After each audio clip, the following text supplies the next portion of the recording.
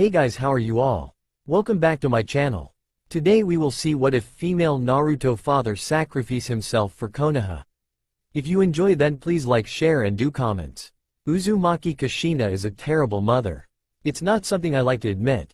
I like to pretend she's an incredible mother, that she pays more than just few minutes of attention to me a day, that she doesn't leave the house early in the afternoon each day, and only come back far past midnight, reeking of sweat and alcohol. That she doesn't forget that children need to be nurtured with love and affection, and fed several meals a day, not just the occasional fruit or sweet to snack on when the thought crosses her mind. Most children, anyway. It's not something I like to admit, but it doesn't make it any less true. Maybe in some other world, Uzumaki Kushina is a wonderful mother who lovingly dotes on her daughter, granting her whatever her heart desires. But this is not that world, and such trivial thoughts are useless. In this world, the one that matters, Uzumaki Kushina is a sad and broken woman, not even a hint of the proud and indomitable kunoichi that everybody tells me she used to be. But I still love her. With all of my being. I shouldn't. I know that. She doesn't deserve it. I had to grow up far too quickly under her care than any other child.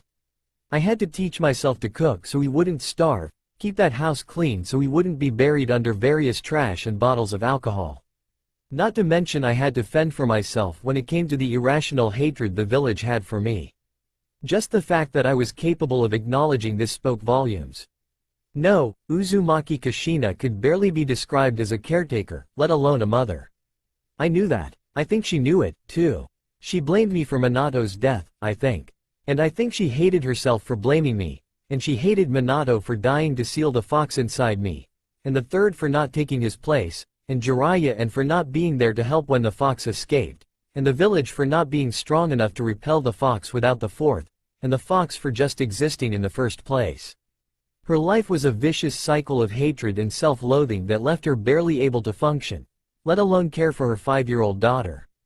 But that didn't stop me from smiling uncontrollably whenever she entered the room, grinning like a loon whenever she spoke more than a word or two to me, or staring longingly at her gorgeous red locks and mesmerizing violet eyes, aching for a touch, to hold her hand, to be wrapped in her embrace. I loved her desperately, and I wanted nothing more than to see her out of this depressive hole she was in, to see her smile and laugh like she did when Minato was still alive. To see her happy. Minato, the fourth Hokage. I didn't know how to feel about him. On one hand, he was my father, and probably a pretty great guy if his death sent Mom into her funk and the village to their unrestrained hatred of me. But on the other hand, his death was exactly the reason Mom was the way she was. And it wasn't an unavoidable death either. He sacrificed himself to seal the fox in me, which meant there were other options that didn't involve him dying and leaving Mom in a pit of depression and self-hatred.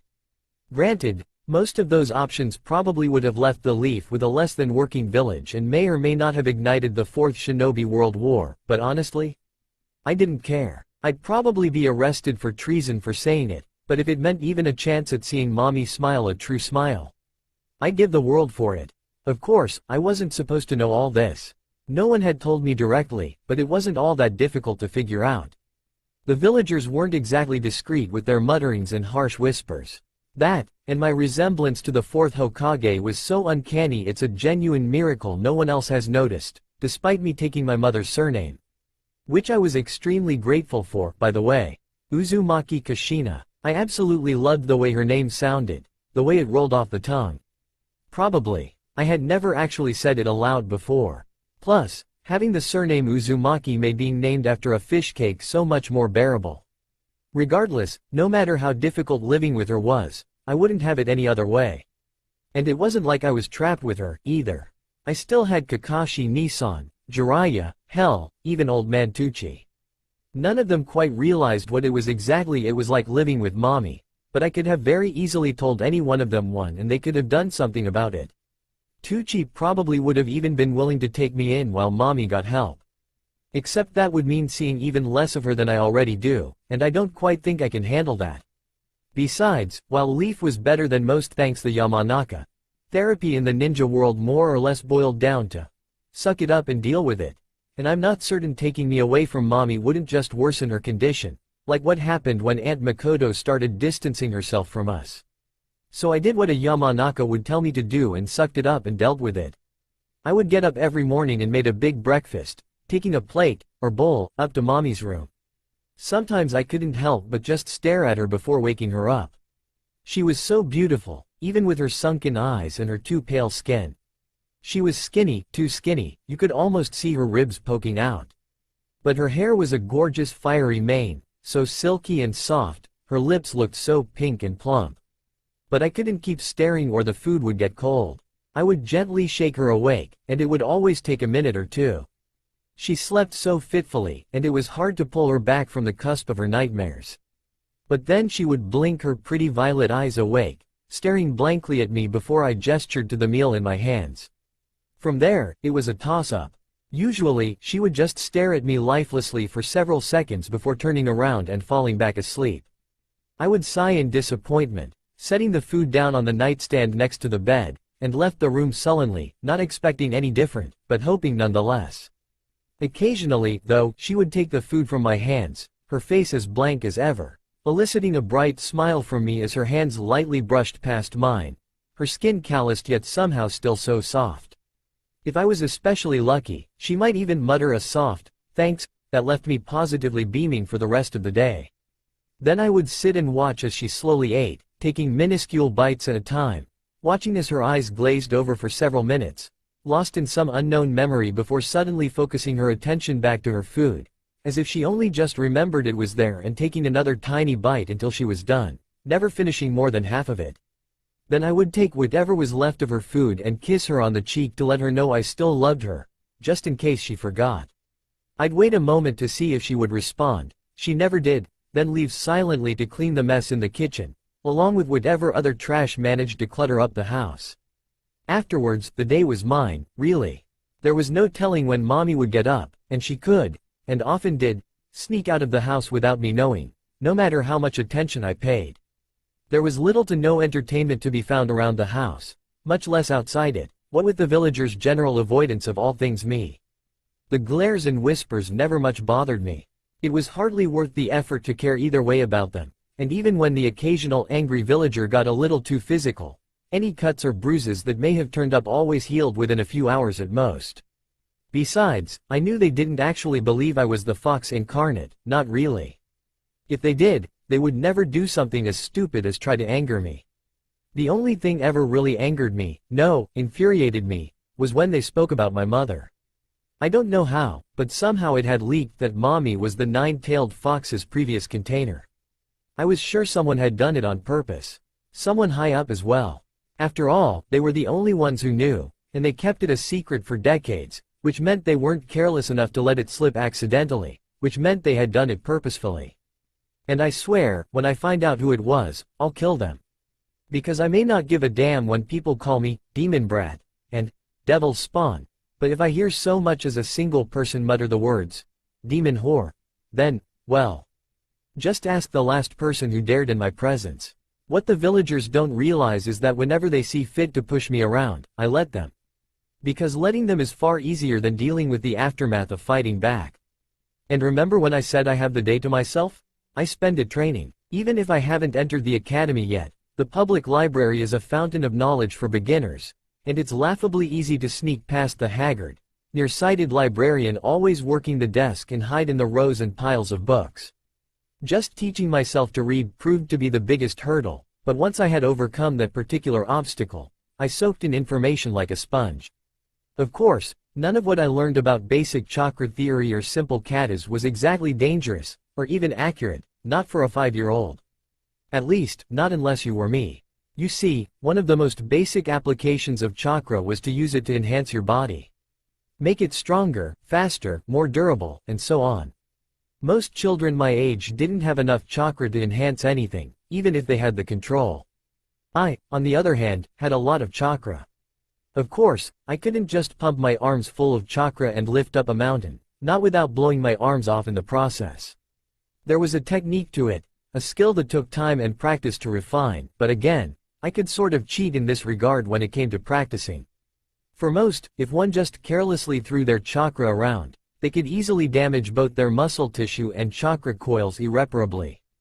But not me. Thanks to the combined forces of my Uzumaki heritage and the demon fox in my stomach, I could heal from almost anything short of loss of limb, and even then, I wasn't sure it wouldn't just grow back. And you know how when you break a bone, the point of fracture grows back stronger than before?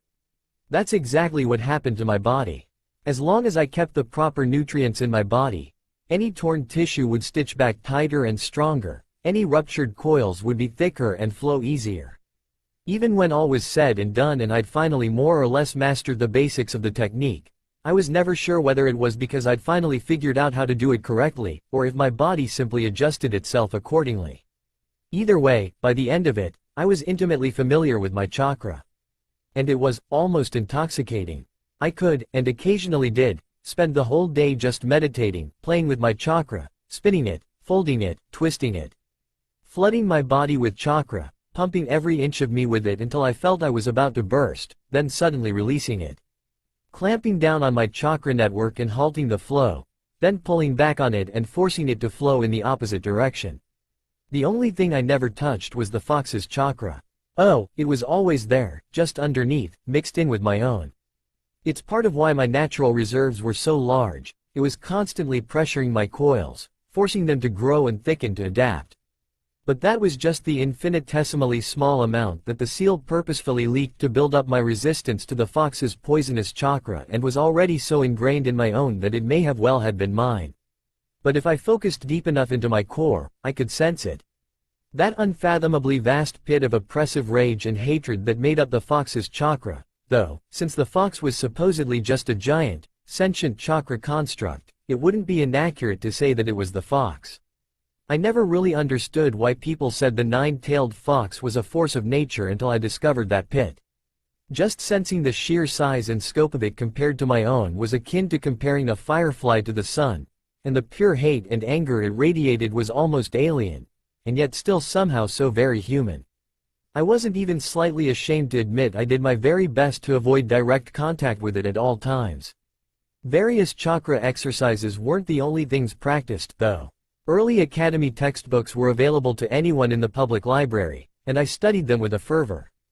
As boring as subjects like projectile physics, human biology, and poison chemistry could be, I soaked up every bit of information I could learn, and when it came to learning the academy katas, I practiced them vigorously.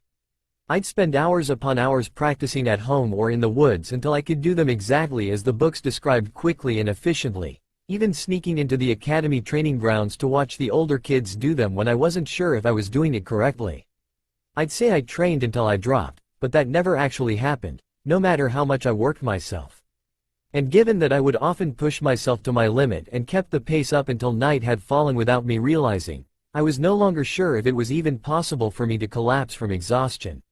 Sure, I worked myself to the bone, until my body ached and my skin was raw and bleeding from striking trees over and over again, but I have never actually passed out.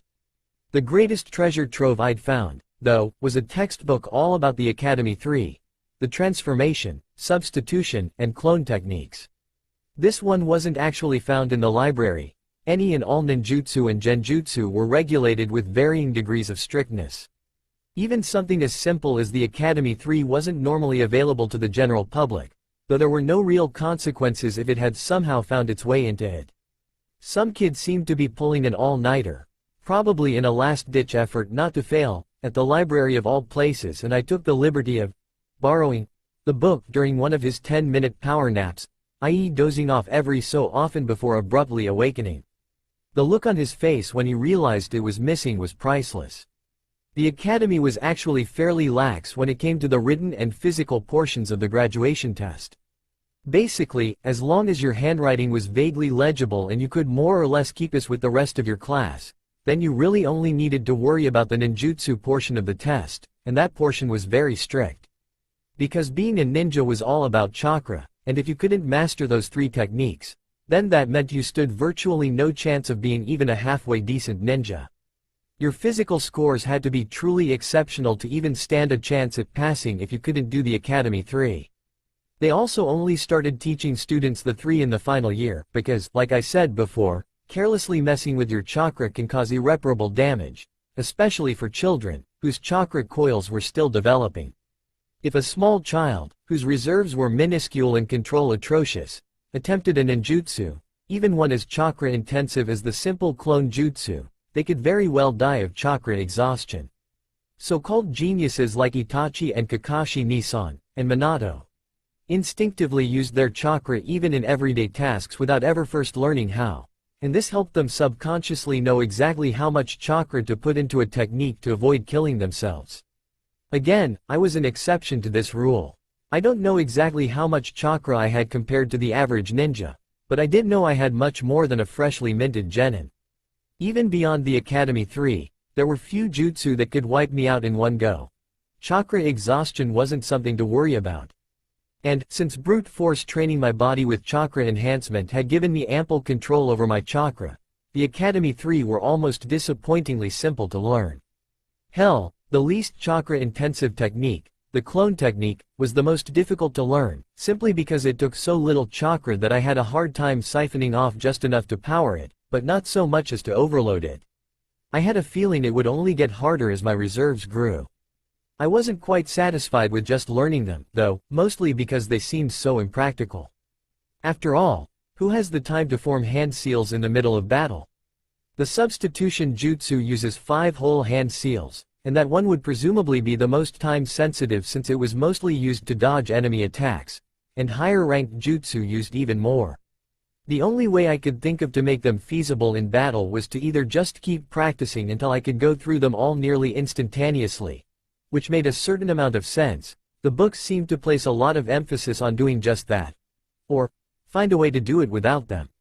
At first, the idea seemed crazy. Jutsu were performed using hand seals, that's just how it worked, but whenever I went through the seals, I could feel my chakras shifting and shaping on its own, and I figured, couldn't I just mold it manually? I don't know. It made sense in theory, but in practice, I just couldn't get it down. No matter how much I pushed and pulled and twisted and folded, the end result was never quite what I get when I just used hand seals. I was certain I could do it, but until then, I resolved to just practice going through the hand seals faster and faster. The only thing I very much wanted to learn, but just couldn't find any information on, was Fuinjutsu. There were almost no mentions of the art, only ever in passing, and the only detailed description of it, a single paragraph in a book describing the different ninja arts, didn't so much as hint as to how to get into it. This really disappointed me. More than anything, I wanted to learn the sealing arts. It was my family's legacy.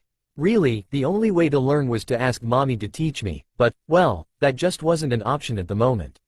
She just wasn't around. I didn't really know what she got up while she was gone, though I had heard stories damaged property and hospitalized ninja, so I knew it wasn't anything too degrading, but I did know she drank a lot. Because she always came back drunk. And it took a lot to get an Uzumaki drunk. Our metabolism was just too high. We had to drink a lot and drink it quickly to even get tipsy, and it also meant we never got hangovers. It's why Tsunade of the Sanin was so famous for her drinking. She was a quarter Uzumaki, and mom could drink Tsunade under the table. Not that I was exactly proud of that fact. So I would wait every night for her to come home, usually training in the meantime, and I wouldn't fall asleep until she was. And if it got too late, I would go out to look for her, though after the first few times she was surprisingly consistent in showing up before I went out. Usually, when she returned, she would have that same blank mask she always wore. She would see me in the entrance hall waiting for her, and she might grumble under her breath about how it was late, and I should get to bed before stumbling her way to her own room, and I would nod, smiling brightly at her. Sometimes she would come home crying. I always hated when she did. As soon as she sees me, her tears would multiply and she would hobble over, engulfing me in her arms as she apologized over and over and over again for everything and nothing all at once, and my heart would ache because no matter what I did, no matter how tightly I hugged her back or how many tears I kissed away, she wouldn't stop crying. I would carry her, drag her really. I was much too small to lift her up off the ground, to her room, setting her down on her bed, but she wouldn't let go of me, so I would lay down with her, holding her until she quieted and fell asleep. But no matter how badly I wanted to stay there, wrapped in her embrace, once she fell asleep I would slowly untangle myself from her arms and head back to my own room, where I would lay in my own bed silently, my heart burning, but I wouldn't cry, because mommy's cried enough for the both of us. Sometimes she would come smiling. That was always the worst. Because when she did that, It was because she had drunk herself to the point where she could no longer see anything other than what was in front of her. She would stumble in, her violet eyes locking with my blue, and her smile would brighten and my breath would hitch because God, she was so beautiful when she was smiling, but at the same time it hurt so much because it looked so fake. Naruto-chan, she would call, rushing over to me, surprisingly coordinated for how much she no doubt drank, and picking me up easily, spinning me around and causing a giggle to rise up from my throat. Then she would stop and press her forehead against mine and look deeply into my eyes, and I would do the same for her. And I'd want to cry from how broken she looked. Then I would notice the smell of sweat and dirt and alcohol that clung to her like a second skin, and I'd grimace, and she'd notice, of course. Ehehe, she'd laugh sheepishly, like I just caught her stealing from my personal stash of ramen. I guess I do kinda stink, Masumi? How about we take a bath together? We haven't done that in a while. Not since you were last this drunk, I would think, but I just smile and nod my head. Great. And she'd take a step and suddenly all sense of poise would leave her and she'd stumble harshly. And I would have to break free of her arms to catch myself and avoid getting hurt. But mommy wouldn't be able to do the same and she would fall to the ground in a feeble mess. I'd frown and make sure she was okay, but she'd just laugh it off with a joke about having one too many drinks, and I'd force myself to smile again. I'd pick up as much of her as I could and drag her to the bathing room, while she coos over how strong I'd gotten and how I was going to be an incredible kunoichi.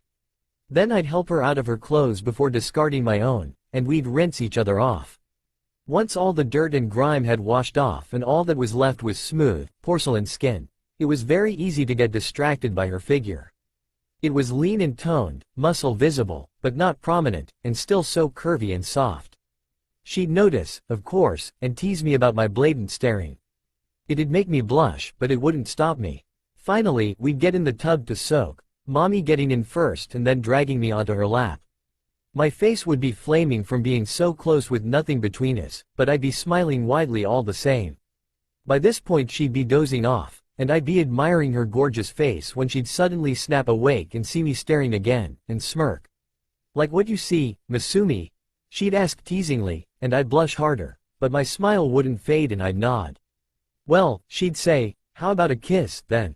My heart would quicken in my chest, my blush intensifying further, and I'd lean in and peck her on the cheek. But then she'd pout adorably and say, not like that Naruto-chan. A real kiss. And I'd really want to, but I want our first kiss to be something special and not just a drunken tease to be forgotten the next day. So I'd shake my head and bury my head into her chest, and she'd whine cutely about how I'm being unfair. Moments would pass as we both enjoy our silent embrace before mommy speaks again, and she says my name softly, almost reverently, and I'd stiffen because I know what's coming next. Naruto, she'd say, and I'd tighten my hold on her and I can't keep the tears from leaking because I hate this part and I don't want our moment together to end. I love you. I'd pull back suddenly, looking desperately at her as she stares back at me, searchingly, each second that passes looking more and more broken. Aren't you going to say it back? And I desperately try to show her how hopelessly in love with her I am, to get her to see the affection and devotion I have for her that's showing on my face and shining in my eyes. But she doesn't see it, and she breaks down crying, and I can't do anything but hold her as she sobs. You never say it back. But I do. I say it every time I see her. It's written in my smile and shining in my eyes. You never say anything. You must hate me. I could never hate her. I'd give the world for her, but she's too lost in her grief and self-loathing and nothing I do can get her to see it. And later, when I've gotten her out of the bath and into her bed and I'm lying awake in the darkness of my room, I let out a single, gut-wrenching sob as I wish that any of it was real. Because the next day, everything is just as it was before, and I don't think she even remembers it. Nothing had changed, so I do it all over, again and again, every day, hoping and praying that one day she'll see the endless love I have for her, and finally start working toward getting better. Because I don't think I could survive anything less. I'm starting the academy tomorrow. It wasn't really anything to be excited about. I was certain I was already on par with the average genin. The only thing I needed to learn was how to throw kunai and shuriken, but I doubted that would be all that difficult. The academy was, at best, a place to make friends and get to know my future comrades, not that I any hope, nor desire, for that regard. But, well, it was stupid really. It was such a stupid, trivial thing, and it really shouldn't bother me. I used to dream of the day I would first attend the academy. Not the academy itself. No, like most things, my dream heavily involved mommy. It was a simple dream really. I would wake up and mommy and I would share a breakfast together before we got ready for the day, and then we'd leave for the academy together, walking hand in hand, where she would drop me off with a smile and a wave. That's it. Just a nice, simple little scene that would make me smile every time I thought of it. But that's all it was. A dream. I wasn't even something I expected to happen, just something I liked to daydream about every once in a while. But then the first day started fast approaching and it became harder and harder to ignore the fact that it wasn't going to happen. It hurt, and I felt so dumb and childish, because really, what did it matter in the end? Lots of kids didn't even want their parents to attend, either for a want to appear independent, or for a fear that they would embarrass them, and oh, how I hated those ungrateful brats, those that pushed away their parents' loving hugs and kisses because they were embarrassed. So I shoved away all the hurt and hid myself away deep in the woods, taking out all of my frustrations on the nearest Hashirama tree. My chakra flared erratically as my emotions got the better of me, a problem I hadn't been able to fix since it happened so rarely, and I packed far too much chakra into that last punch. The wood splintered violently, bark flying every which way as my fist buried itself into the tree, and I heard an audible snap as a jolt of pain shot up my arm. I hissed aloud, pulling back my arm and gently cradling it in my hand as I tried to assess the damage. My forearm was badly bruised, blackening sickly, and there was a distinct lump centered in the worst of it. Definitely broken. I sighed frustratedly and let my arm fall limp at my side, ignoring the sharp, stinging pain. I wasn't sure how long I spent there. It was so very easy to get lost in the methodical pattern, but at some point long after night fell I was abruptly forced from my training-induced stupor when I heard a voice calling my name. I whirled around to face whoever had snuck up on me, taking a defensive posture, but I relaxed slightly when I saw silver tufts of hair. "Naruto, what are you doing out here?" Kakashi Nissan asked. I blinked up at him before glancing back at the tree I'd been abusing, then back to Kakashi. If he thought it was unusual for a 6-year-old to be able to punch holes into trees like the one behind me was sporting, he didn't show it.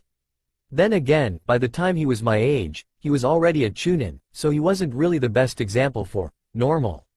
He let out a small sigh, barely. I would have missed it if I wasn't so focused on him. "I don't know why you feel the need to train so hard, Naruto. You haven't even entered the academy yet." I stayed silent, just stared up at him with wide eyes. Right, well, come on, it's late anyway. I'll walk you home." I nodded and made my way toward him, keeping my broken arm stiff at my side to keep the pain minimal.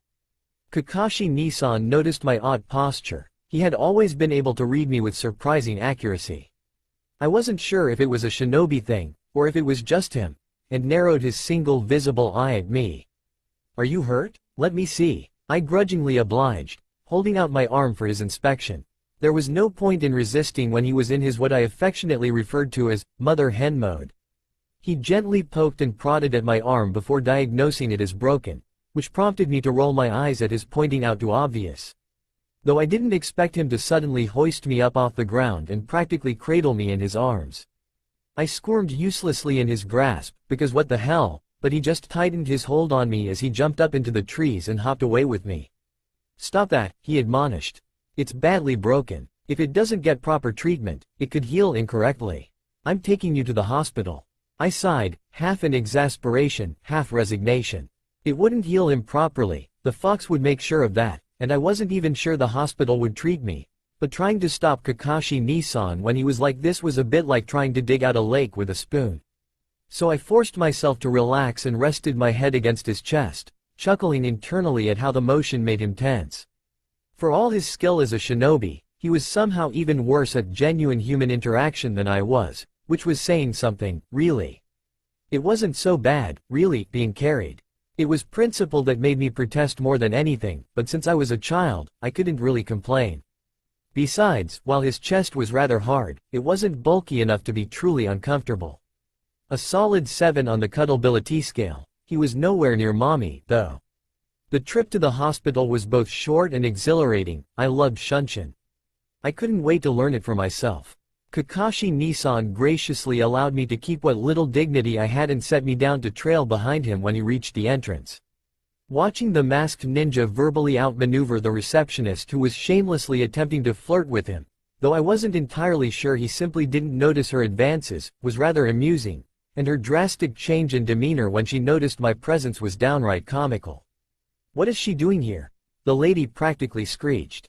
Of course, it was also on the verge of suicidal since Kakashi Nissan was still in mother hen mode. The temperature dropped dramatically as Kakashi narrowed his eye dangerously. The receptionist lady visibly paled and trembled in fright as he leveled his gaze at her. "Is that what killing intent felt like?" and spoke, slowly and coolly. "Like I said, she is here to get treatment. Her arm is broken." Right. Oh of course, Hitaki-san. I'll call a nurse right away." Moments later I was being attended to by a low-level med nin who scowled darkly at me before, much like the receptionist, practically pissing herself when Kakashi Nissan glared at her. Vibrant green healing chakra flowed over my arm, snapping the bone back into place and stitching it back together. It wasn't a pleasant feeling, though I wasn't sure if it was universal or purposeful. The med nin frowned as she worked. "Why has it taken so long to get treatment?"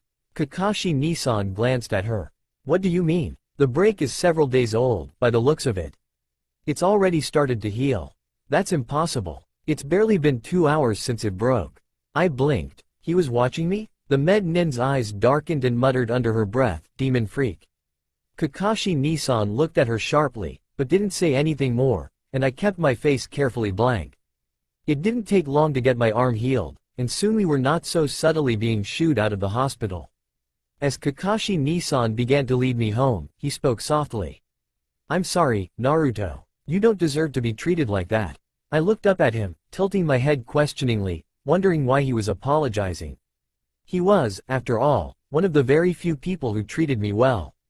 He misinterpreted it though. As good as he was at reading me, he wasn't perfect, and thought I was asking why I was treated the way I was. The remainder of the walk was silent. It didn't take long to reach my house, and I'd expected Kakashi to simply drop me off and head off on his way, but instead he went up to the front door and knocked. I blinked up at him, wondering what he was doing.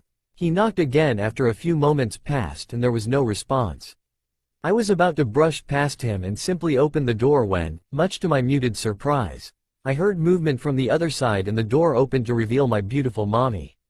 I couldn't help the happy grin that graced my face. Either I was out training far later than I thought, or she just happened to be home early for whatever reason, but it was wonderful to see her, regardless. She blinked wearily at us. "Kakashi?" she mumbled out. "What are you doing here?" Kakashi Nissan smiled sadly under his mask. "Kushina Nissan, it's been a while." She blinked again and stared blankly at him. He gestured to me. "I found Naruto out training in the woods. She had broken her arm from pushing herself too hard. I wasn't even tired actually, but I saw Mommy's eyes widened in surprise and she turned sharply to me.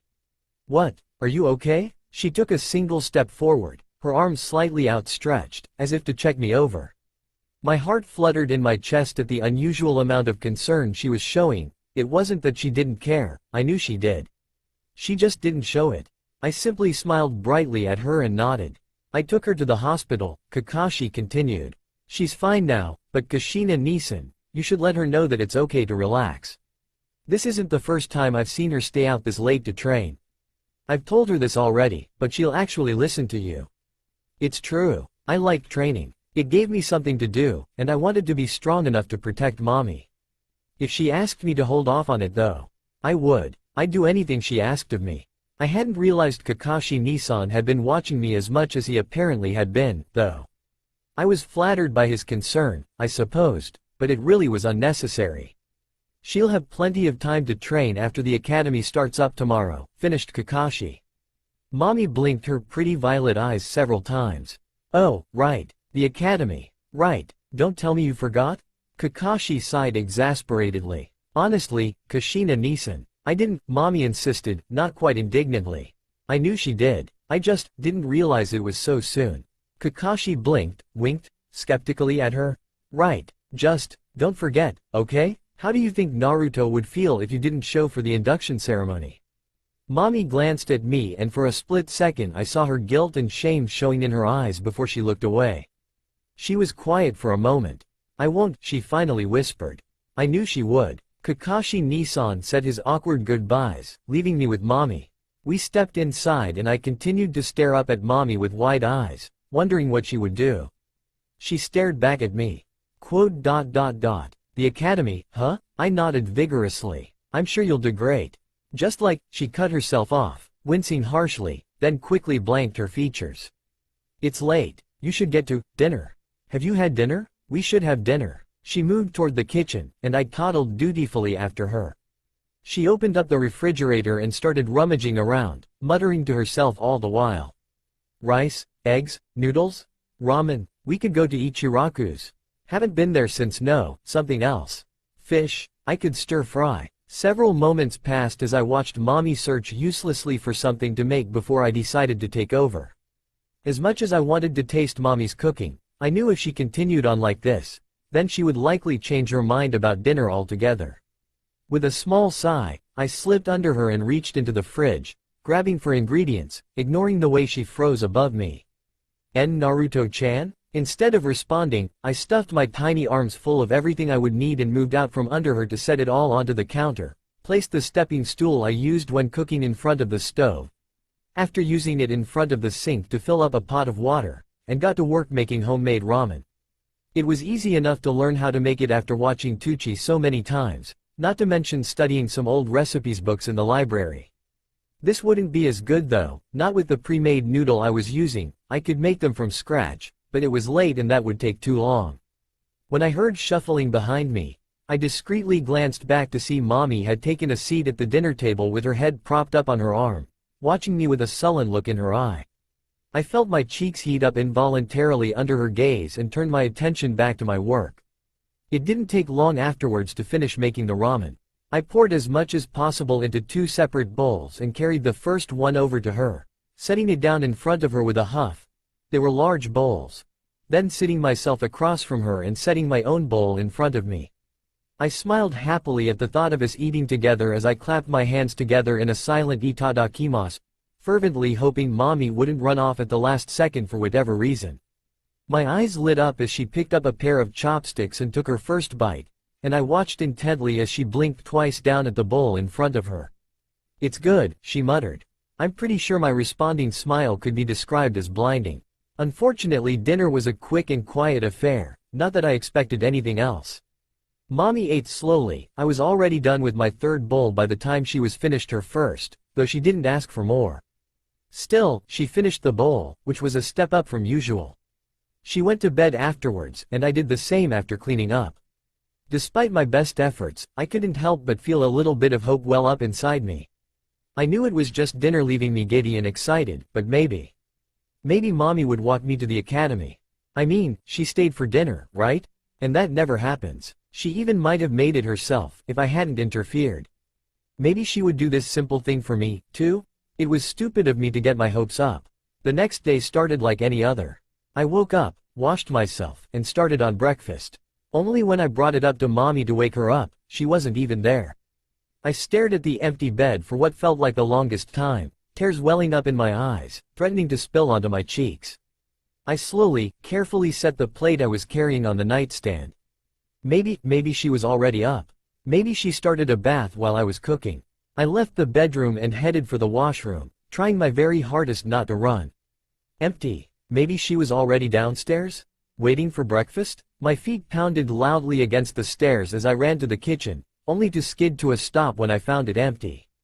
Desperate, I turned back up the stairs and ran to my room, but no. Empty. Like the rest of the house. I fell to the floor, hugging my knees to my chest, tears falling freely now. Stupid. Stupid, stupid, stupid. I knew this was going to happen, and I still got my hopes up anyway. I was so stupid. I wasn't really sure how long I sat there, but at some point, my tears ran dry. I slowly wiped my tears from my eyes and blanked my expression, something I think I was quite good at after watching Mommy for so long, and made my way back downstairs. I wasn't hungry anymore, so I just grabbed my pack, filled with everything I would need at the academy, and left. Ignoring the glares and harsh whispers sent my way was second nature by now, and I hardly noticed them as I headed for the academy. I was late, it seemed, for the Hokage was already there, spouting off to a crowd of 8-year-olds about the will of fire and serving the country and the rest of the standard propaganda that I didn't really care to listen to. I slipped seamlessly into the crowd of children, though I'm sure the Hokage noticed, and listened with only half an ear as I thought on my plan for the academy. I was sure I could graduate in a year like Kakashi and Itachi, though whether I could beat their scores or not, much less Minato's, was another matter, but I wasn't really sure I wanted to. Well, that's not exactly true. I wanted to be a ninja as soon as possible. It's just that graduation meant missions, and missions meant less time with mommy. I sighed quietly as the Hokage finished up his speech. Well, it's not like I spent all that much time with her, anyway. I decided to just do my best and see what happens. There was spattered clapping as I was ushered inside the academy along with the rest of the slightly older children. I noticed the Hokage staring straight at me and I studiously ignored him. I didn't trust him in the slightest. He was, after all, one of the few possible people who could have leaked mommy's Jinchuriki status. But besides that, he was the one who allowed me to attend the academy 2 years early. A good thing, all things considered, but I didn't ask him to do so, and I doubt mommy did, so he did it of his own accord, which meant he had some sort of agenda for me. Not exactly unexpected, given the giant fox in my gut, but I wanted no part of it, regardless. It wasn't too long until I found myself sitting in the back of a classroom, silently studying the class. Civilians, mostly. In fact, it only looked like there were 2 clan kids, one obviously a Hyuga, probably a branch member. The other was harder to place, but given that she looked ready to clonk out at any moment, it was safe to say she was a Nara. I doubted even half of them would make it to the 2nd year. Civilians just didn't understand how much work it took to be a shinobi, and their kids were nowhere near ready for it. A white-haired man with a bandana wrapped around his head, the teacher I presumed, burst into the class, effectively silencing any and all excited mumblings and ongoing conversations. He introduced himself as Mizuki, just Mizuki, and began taking roll. That's when my troubles started. It was easy to tell when he got to my name, for he visibly sneered and spat my name out. Uzumaki Naruto. I raised my hand. He glared at me. You will respond appropriately when your name is called.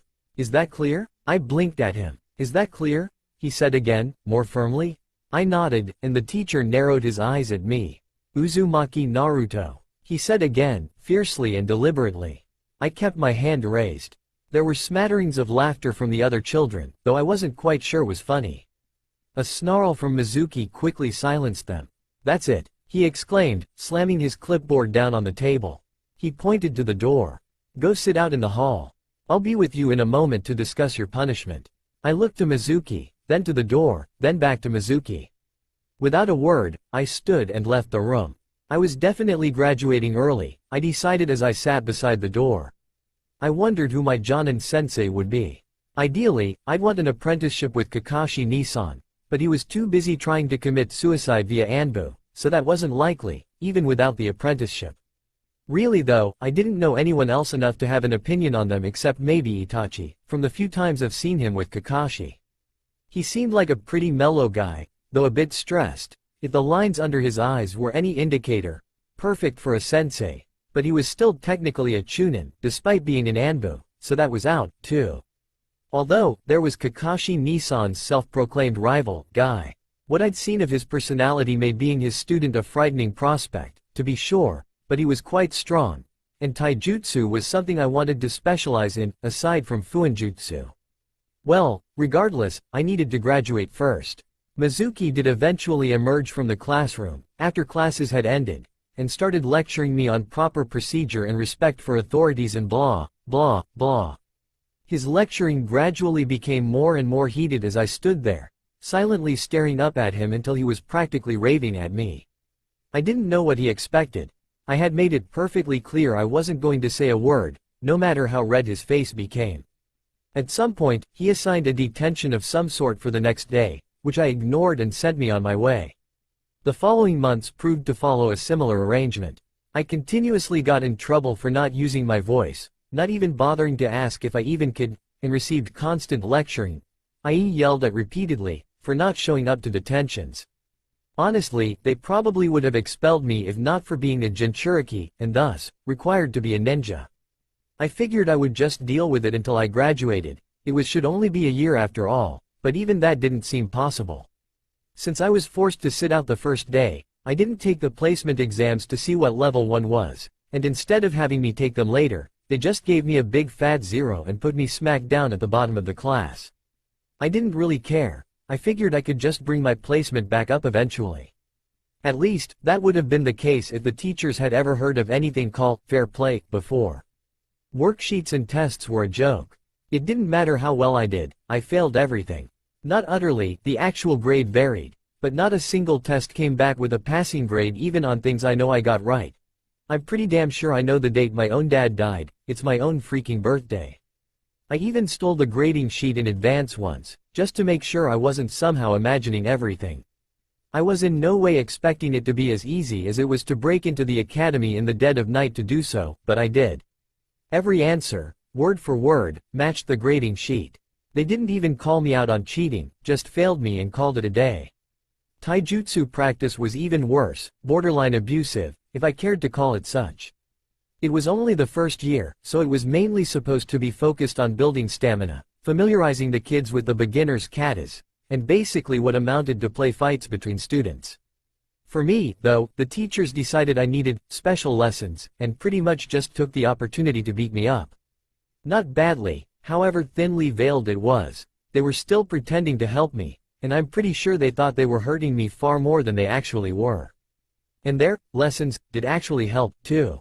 The gap between Chunin and Genin was vast, and the opportunity to fight with one was an invaluable experience. Not to mention, the looks on their faces when I managed to get a hit in was priceless. All in all, the academy was even more worthless than I thought it would be. So I stopped going. I still showed up for tests, just to prove I existed and also every once in a while to spar. Not that they would call it that, with a Chunin. But otherwise I just did what I had always done. Stole books from the library and taught myself. The academy library went far more in depth into ninja techniques than the public one, and I devoured every book I could get my hands on. It took me a solid 2 weeks to bring my Shuri Kenjutsu up to graduate level, and again, breaking into the academy armory for the weapons was ridiculously easy, and afterwards I simply studied and practiced everything I could if I thought I could use it. Unfortunately, there was still nothing on Fuinjutsu. It just seemed to be a lost art. Regardless, there was really nothing stopping me from graduating but the bias of ignorant teachers.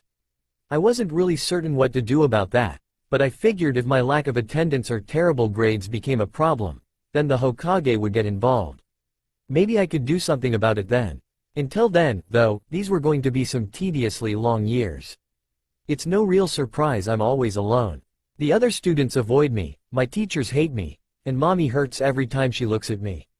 The only person who deigns themselves to spend time with me is Kakashi Nissan, but he's so busy with Enbu that those moments are few and far between. I don't really mind. The solitude gave me more time to train, but I sort of wish there was someone to give me some sort of direction, instead of just kind of blundering my way through like I've been doing. Even the few times I've bothered going to class proved fruitless in that regard. Lately, the teachers have taken to ignoring my presence entirely instead of cursing my very existence, like they usually do. Apparently, it took far more effort to actively hate me than to just pretend I wasn't there. The phrase, alone in a crowded room, came to mind. The point is, I've run into a metaphorical brick wall when it came to training. I just didn't know how to continue. Sure, I could do all the strength training I want, and while it would certainly help me get physically stronger when it came everything else, I didn't have an inkling on how to progress. The library could only teach me so much. I'd perfected the academy katas, you could only get so accurate with Shuri Kenjutsu, and I had the chakra control exercises down pat. I'd read about nature transformation as well, but couldn't find anything detailing how to actually do it. So I was stuck, and that irritated me greatly, but since I couldn't do anything about it, I forced myself to shove away all my frustrations and focus on what I could do, which basically amounted to strength training. But when I couldn't do that, and my anger got the better of me and I ended up accidentally blowing up a tree, and usually a limb in the process, I sat myself down, usually on the underside of a tree, just because I could, and played with my chakra to calm down. One day, I was doing just that, when I decided to try something new. I had just finished abusing some poor tree in the woods, which was now sporting a fist-sized hole in its trunk. and plonked myself on the underside of one of its branches, focusing just enough chakra in my butt to keep me there, and started meditating. It was difficult to mess around with my chakra while keeping a constant flow on my underside to stop me from falling. Or at least it was. I had long since gotten used to it. I like to knead my chakra. Well, kneading was the closest equivalent to what I was doing that I could come up with. Basically, I gather as much chakra as I could and ball it up in my chest, then press it together, flattening it out like a pancake, then fold it in on itself again and again until I couldn't anymore, then flatten it out all over again. It was fun and felt kind of strange, but in a good way. The whole process took several minutes, and I found it very relaxing. But today I wanted to try something different. Up until now, everything I'd done with my chakra was done inside my body, which, made sense. But I had bothered to actually attend class earlier that day, and they had a lecture about chakra and how it affects the world around us, usually in terms of jutsu. Basically, white chakra allowed us to do all these amazing things. I mostly ignored it. It wasn't anything I didn't already know, but it gave me an idea. What would happen if I pushed my chakra outside of my body? Not for a jutsu, or any purpose at all really, just for the sake of it? I was curious, so spread my chakra across my body and pulled it into each of my chakra points, and pushed. I wasn't expecting it to push back. At least, I think that's what happened. I wasn't totally sure. As soon as I let loose my chakra, it felt as if the world suddenly compressed, pressing into me from every which way. It wasn't painful, but extremely disorienting, and so utterly surprising that I lost control of my chakra, both causing the feeling to cease, as well as knocking me out of the tree. Luckily, I managed to twist myself around in time to land on my feet. I blinked several times in confusion, wondering what in the world just happened. Deciding the best way to find out would be to try again, I sat down next to the base of the tree and closed my eyes, focused my chakra, and pushed it out. Immediately the sensation of the world pressing in on me returned, but this time I was better prepared for it. I kept a steady stream of chakra flowing from my body as I tried to make sense of what I was feeling. It was like the world just shrunk. People everywhere. Civilians bustling about in the market and residential districts. Ninja hopping along the rooftops or training in training grounds both near and far. Some people's presence seemed more prominent than others. I could barely feel the civilians. They were like insects, noticed, but disregarded. Others seemed to drown out everyone around them. One powerful presence encompassed the entirety of the Hokage's residence, and it didn't take much to guess who it was. The Hokage felt like burning ash, old and weathered, but still dangerous. I had to really focus to pinpoint anyone else in the area. But another presence shadowed even his, and there was no need to guess who it was. My heart clenched as I recognized Mommy's chakra located in what was probably one of the many bars scattered around the leaf. She felt like a once bright flame that had been doused long ago, but even then her aura was almost omnipresent, filling the entire district and then some. Probably the result of being both an Uzumaki and a previous Jinchuriki. Uzumaki. I realized with a start. There were three things Uzumaki were most well known for: their incredible chakra, fuinjutsu, and their sensing abilities. This must be what I was doing. The world didn't shrink, I was just feeling everyone all at once. Geez, I knew we were incredible, but this is ridiculous. Or maybe my being a Jinchuriki was having an effect on its range? I had no idea how far Mommy could sense after all. I was tempted to spend more time watching Mommy, but I knew if I just watched her I would worry needlessly, so instead I looked around to see if I could find Kakashi Nissan when I noticed something I really should have noticed right away. Someone was watching me. Then several things happened all at once. Before I could even properly register who was stalking me, a dark, oppressive chakra just appeared out of nowhere in one of the clan compounds, which one I wasn't sure.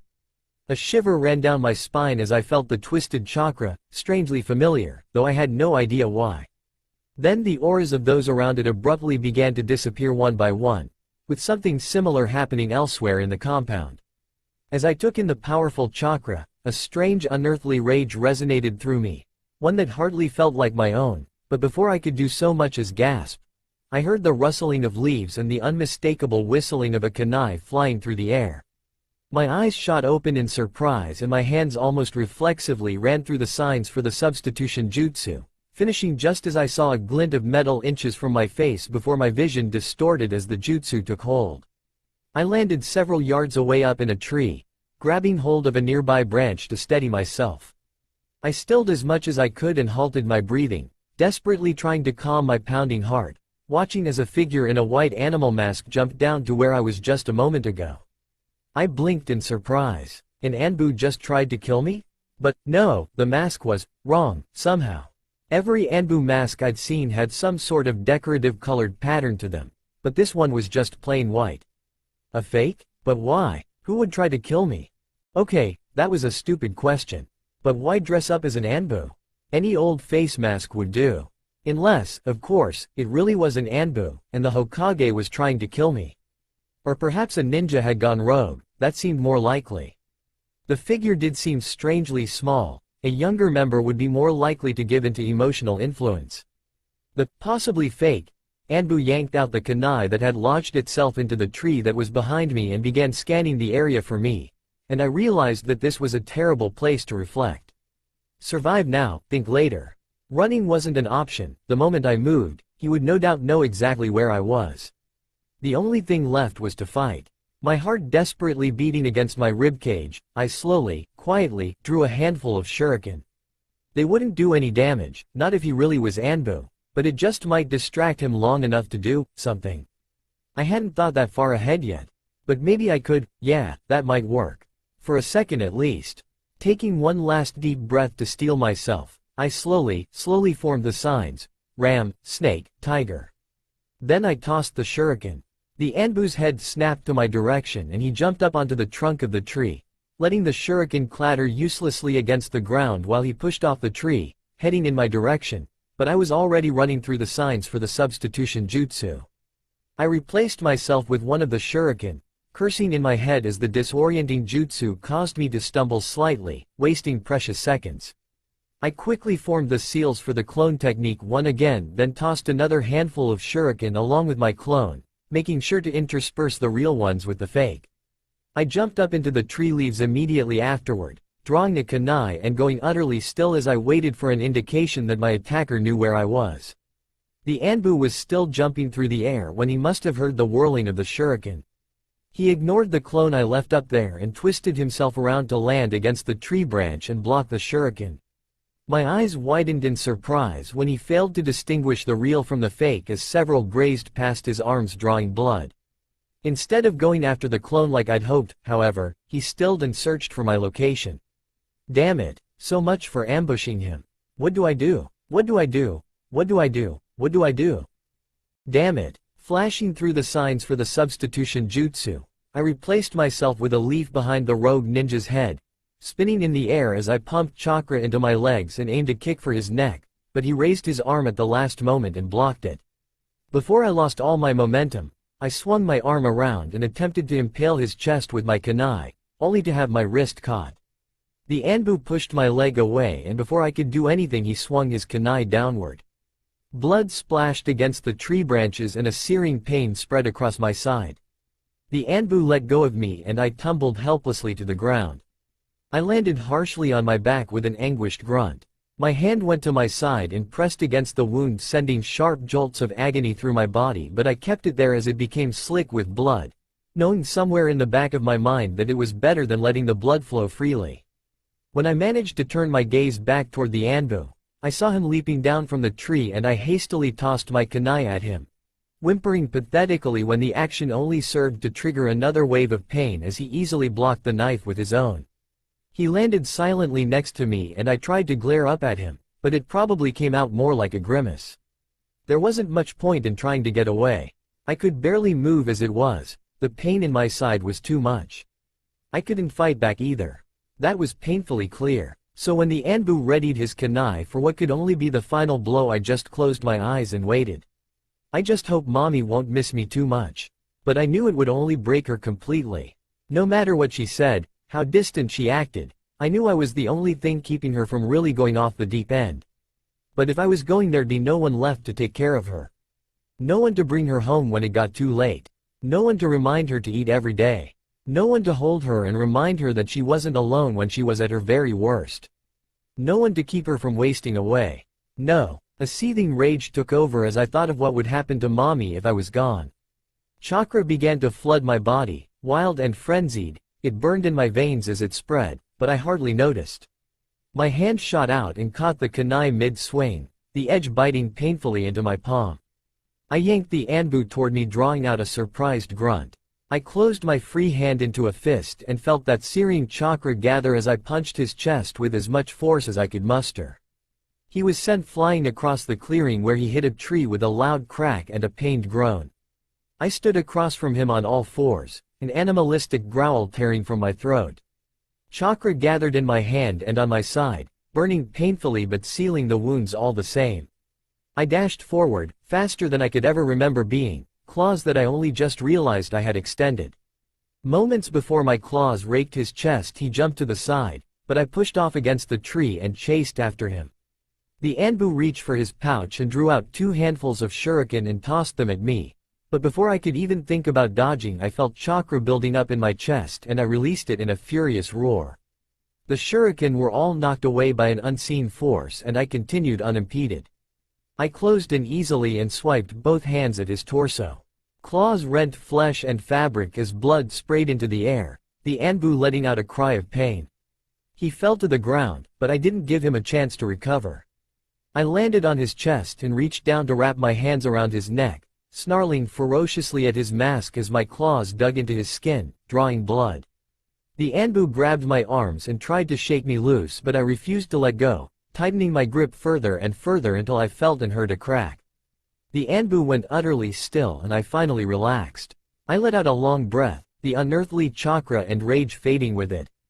I shakily stood from the newly made corpse, taking slow, deep breaths, feeling more exhausted than I could ever remember being and soreness that seemed to reach my bones.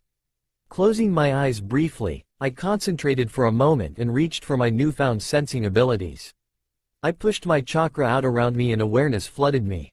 That twisted chakra I had felt before was gone, as was nearly every other chakra signature in the area. There was still a handful left, but even those were swiftly vanishing one by one. But more importantly, there was no one else in my immediate vicinity. And distinct lack of chakra from the body just below me. He was definitely dead. Was that it? I opened my eyes and found myself staring at the body. I had just killed someone. Ended a life. I thought it would be more. I don't know. I'd thought about how I would react to killing for the first time. Of course, I was training to be a ninja, after all. I thought I might have been horrified. That was most people's reaction after all. Hell, Jonin-sensei in the Leaf had a whole protocol in place to deal with a genin's first kill. I thought I might have been disgusted, but carry one regardless, simply taking it as a fact of life as a ninja. I'd even thought I might have enjoyed it in some way, perhaps taking some dark pleasure in taking one's life. I didn't think I would, but I figured it was possible. It was just one of those things where you just don't know how you'll react until it happens. But I didn't expect to feel nothing. To not care in the slightest one way or another. I mean, I'm glad he's dead, but just because it meant I was still alive. I didn't particularly care that it was me who killed him. Maybe I was in shock? That was certainly possible. Maybe it just hadn't hit me yet, what I'd done. Maybe it was the mask. With the mask covering his face, it was almost like it wasn't even a human I killed. Morbidly curious, I knelt down and carefully peeled the animal mask off his face. Dark hair, pale skin, cold, dark eyes, staring unblinkingly at me. I blinked back. Sighing, I stood back up, my knees wobbling slightly from the ache. Well, whatever. I was still alive, that's all that really matters. I started heading back home, each shaky step becoming surer as I walked. I was curious about what was happening over in that clan district, so I pushed my chakra out as I walked, keeping an eye, so to speak, on the area. Seeing with my chakra was weird. It wasn't really seeing, not in the traditional sense. It was sort of like echolocation. My chakra traveled out in all directions until it made contact with another source of chakra, where it burned brightly in my senses, making it easy to pinpoint them in my surroundings, as long as it wasn't overshadowed by another, even brighter source, that is. The point is, the clan district was practically devoid of chakra sources by now. I still wasn't sure which clan it was. I was only even vaguely sure it was a clan district at all. I didn't exactly make it a habit of wandering around those areas. There were only 4 sources of chakra that I could sense, 3 grouped close together, one some distance away, but closing in slowly. Sometime later, 2 of the 3 sputtered out abruptly, and not long afterward the last 2 met. I realized I'd made it home, and I walked inside and headed for the washroom to wash out the blood and sweat from my body, still watching the 2 auras intently. The larger of the 2 spiked suddenly, and the other seemed to wilt in response but didn't quite fade. When the larger started to move away, out toward the edge of the village, the smaller seemed to revitalize quite suddenly and chase after the other. They stopped near the edge for a brief moment, before the smaller faded once again, still alive, but dimmer than ever. The larger left then, moving away from the village, farther and farther at an astonishing speed until I couldn't sense it any longer. Humming in thought as I lowered myself into the tub, I wondered what that was all about. I opened my eyes, only just realizing I'd had them closed for several minutes now. Well, I'm sure I'd figure out what happened tomorrow.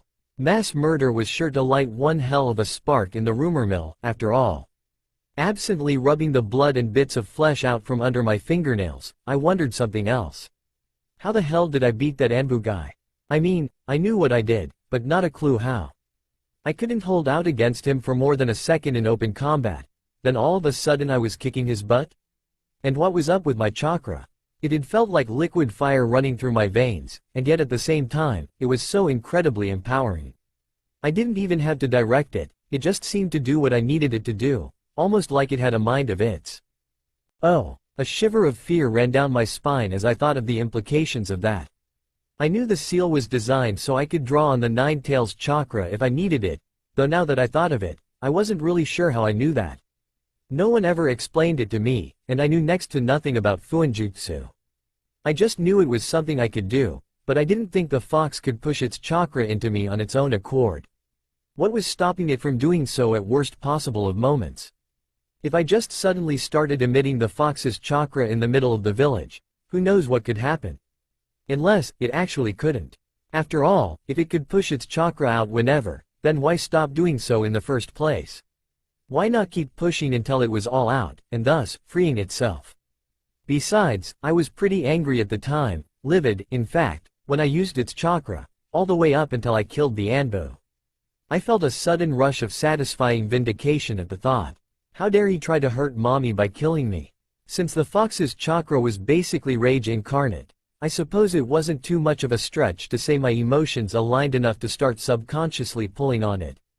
If so, then maybe it wasn't as worrying as I thought. I hardly ever got angry, after all.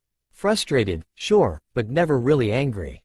Especially to that extent. Climbing out of the bath, I ended up getting ready to go to bed. It was fairly late and, normally, I'd be getting ready to head out and look for mommy, but I was just too exhausted and sore. Instead, as I lay in bed, I extended my senses one last time and watched mommy as she moved around the village, letting her chakras soothe me to sleep, distantly wondering what she was with the Hokage for. I woke up early, like always, my internal alarm clock not allowing otherwise, despite how tired I was. Yawning, I attempted to rub the sleep from my eyes, feeling an ache in my arms as I did so. That was weird. I'd never woken up sore before. In fact, I'd hardly ever had to deal with soreness in the first place. My muscles healed nearly as fast as I damaged them, at least, when exercising. I typically only felt sore when I really pushed myself, and even then, only for an hour or so at most afterward. Getting up out of bed and dressing myself proved that, yes, I did indeed ache all over. I even had a headache, which sucked massively. Last time I had a headache was when I was trying to learn tree jumping and horribly misjudged a leap, hitting face first into a tree trunk, resulting in both a headache and a nosebleed. I tried to ignore the ache in my body as I climbed downstairs and started making breakfast, but it honestly wasn't easy. I was used to short, intense pains, not small lingering ones. And it reminded me far too much of when I was younger. Too small and helpless to do anything but cry out as the pain racked my body, desperate for relief, but not knowing anything else. Shaking my head from those gloomy memories as I finished up breakfast, I made a plate to bring up to mommy. Halfway upstairs, I remembered what I learned to do yesterday and pushed out my chakra to see if she was home since I didn't bring her back last night, frowning when I couldn't feel her chakra. Extending my sense further, I tried to pinpoint where she was. It was almost startling how simple it was to wash my chakra over the village, monitoring the comings and goings of with relative ease, though it wasn't like I could tell one chakra signature from another. I didn't know anyone well enough for that. But I knew Mommy's chakra intimately, and it was very distinctive too, so it should have been easy to find her. So I panicked slightly when I couldn't feel her anywhere, before remembering a small detail from yesterday. Didn't she meet up with the Hokage? Was she out on a mission? It was possible. Mommy was technically retired, but really, there was no such thing as a retired ninja. Inactive was probably a better term. She wasn't given any missions unless something came up that required her specific set of skills or just particularly important came up. But what would call for her to leave the village? The only thing important enough to warrant calling on her that happened recently that I could think of was all those people dying yesterday, but I didn't see how she could help with that, other than with finding the killer. Duh, Mommy probably had the best sensing abilities in the village. Maybe the only one, beyond basic chakra sensing. Pair her up with an Inazaka or a Hyuga and you'd have a great attacking team. I just hoped she'd come back okay. Whoever could murder an entire clan in a single night had to be incredibly strong. I knew Mommy was strong too, but, well, I'd never seen it. I felt guilty just thinking that, but it was true. I'd only ever seen her at home, and her home life wasn't. Well, anyway, if Mommy wasn't in the village, chances were she's on a mission, so as I went back to the kitchen to eat breakfast, I resigned myself to not seeing her for a few days. When I finished up, I went outside to wander around the village to see if I could find out what happened last night. It wasn't hard, everyone was talking about it. The Uchiha had been killed. All of them. Every man, woman, and child, all except one. The clan head's youngest daughter, Uchiha Sasuke. No one could really say who did it, though, or why. Not yet, at least. I'm sure once Mommy got back, we'd know who it was. To be honest, I was pretty amazed. The Uchiha were no joke. They were often considered the most powerful clan in the village, and there were many heated debates over who was stronger, them and the Hyuga. For someone to take out every single one of them, even under the cover of night, was seriously impressive. I just wondered why they left Sasuke alive. We were technically unofficial cousins. I say technically because we've only actually met 2 or 3 times, and that was years ago, but for whatever reason, our moms wanted us to be best of friends and set up a few play dates for us. It didn't go so well. I got jealous whenever she got too close to Mommy and, funnily enough, she did the same whenever I got too close to her older brother, Itachi, so we just spent the whole time clinging to our respective partners and glaring at each other. But then I started getting more independent, and Mommy started getting worse, and Aunt Makoto stopped visiting altogether, so I never saw her again. She probably didn't even remember me. Not that I minded. She was a total brat. I let out a sigh as I lost interest in the subject, wincing slightly as the ache in my body flared. Nothing interesting would turn up until Mommy returned, so I decided to just go and train. I was halfway to my usual haunting grounds when I halted in my tracks, blinking in realization. That corpse was probably still there. And I really didn't want to get caught hauling it elsewhere, so I turned on my heel to find another place to train. 5 days passed before Mommy returned to the village, and I trained relentlessly in the meantime to mask the creeping loneliness that came from her absence. It's true that I hardly saw her throughout the day, but I still saw her.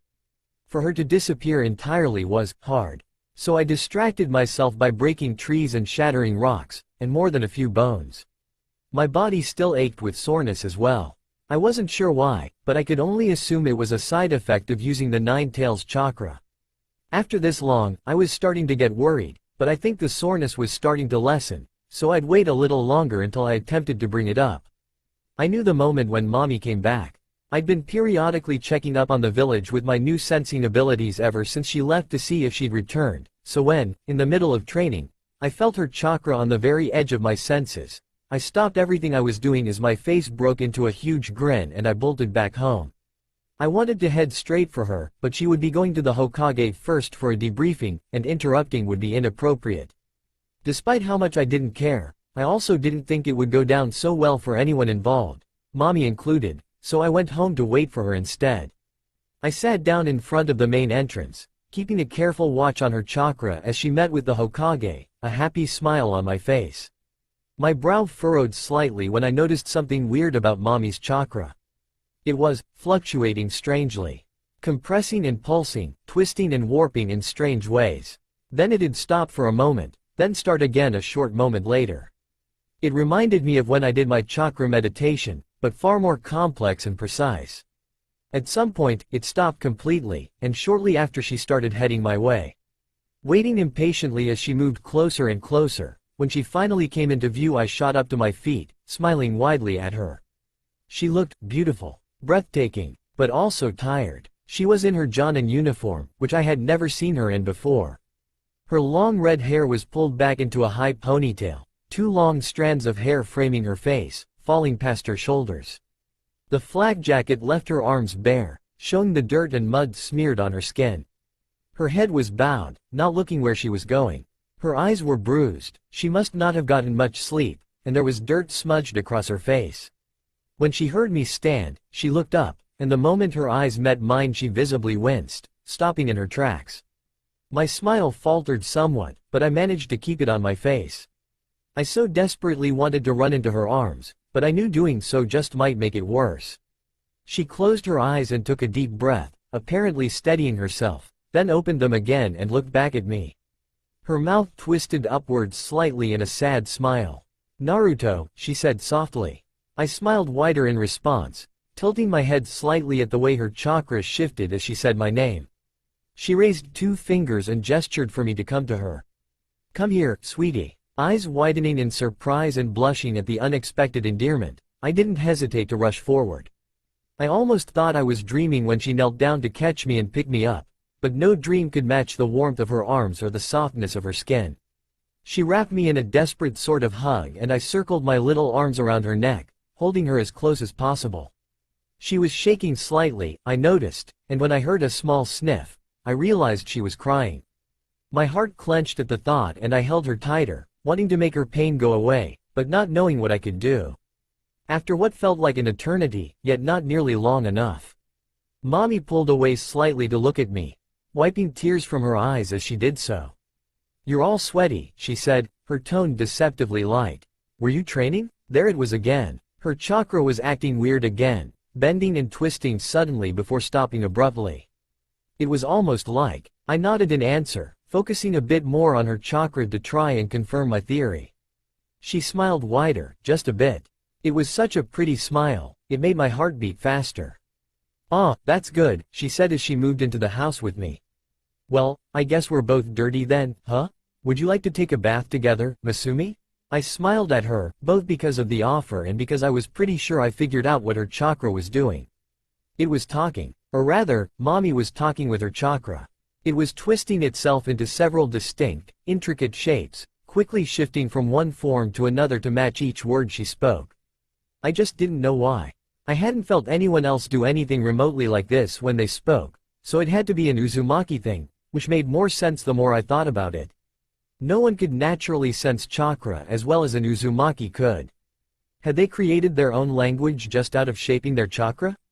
I certainly seemed possible, and it would be something Mommy learned back in her childhood when she still lived in Uzu. It might have been something she did to remember her old home, even if no one else felt it. Eventually, it would just become a habit. Realizing I hadn't actually answered her question, I eagerly nodded my head. I made sure to pay close attention to everything else she said from here on out, determined to learn this language of hers. She chuckled a little at my obvious enthusiasm but headed for the washroom nonetheless, setting me down when she stepped inside. She started undressing me, and then herself, my cheeks burning as she did so, then started washing me. She didn't really need to, not that I minded. I could do it myself, so I guessed she must have just wanted to. Mommy was quiet as she sponged down my body. That wasn't exactly unusual, but we rarely took baths together, and when we did it was usually because she was rather inebriated. And therefore talkative, so having her just sitting there, staring at my body while she scrubbed me down was weirdly intimate. I felt unreasonably nervous and my heart was pounding even harder than when that Anbu tried to kill me. I couldn't even look her in the eye without my stomach attempting somersaults, and everywhere else was bare skin, so that wasn't much better, and I ended up just awkwardly looking off the side as she touched me, my face beat red. "Naruto," Mommy said suddenly, startling me slightly. I turned my head to look fully at her, ignoring the way her gorgeous eyes sent butterflies fluttering in my stomach. She paused, hesitating, like she was trying to figure how to word whatever she was going to say. How are classes at the academy going? Are you making any friends?" I blinked. Then I blinked again, wondering once again if I was dreaming. Mommy never showed much interest in my life before. Why was she asking now?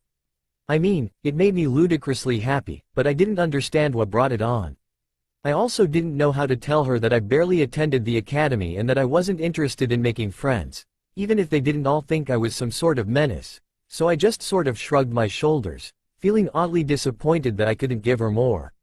Mommy's face fell and I felt a painful crushing sensation in my chest.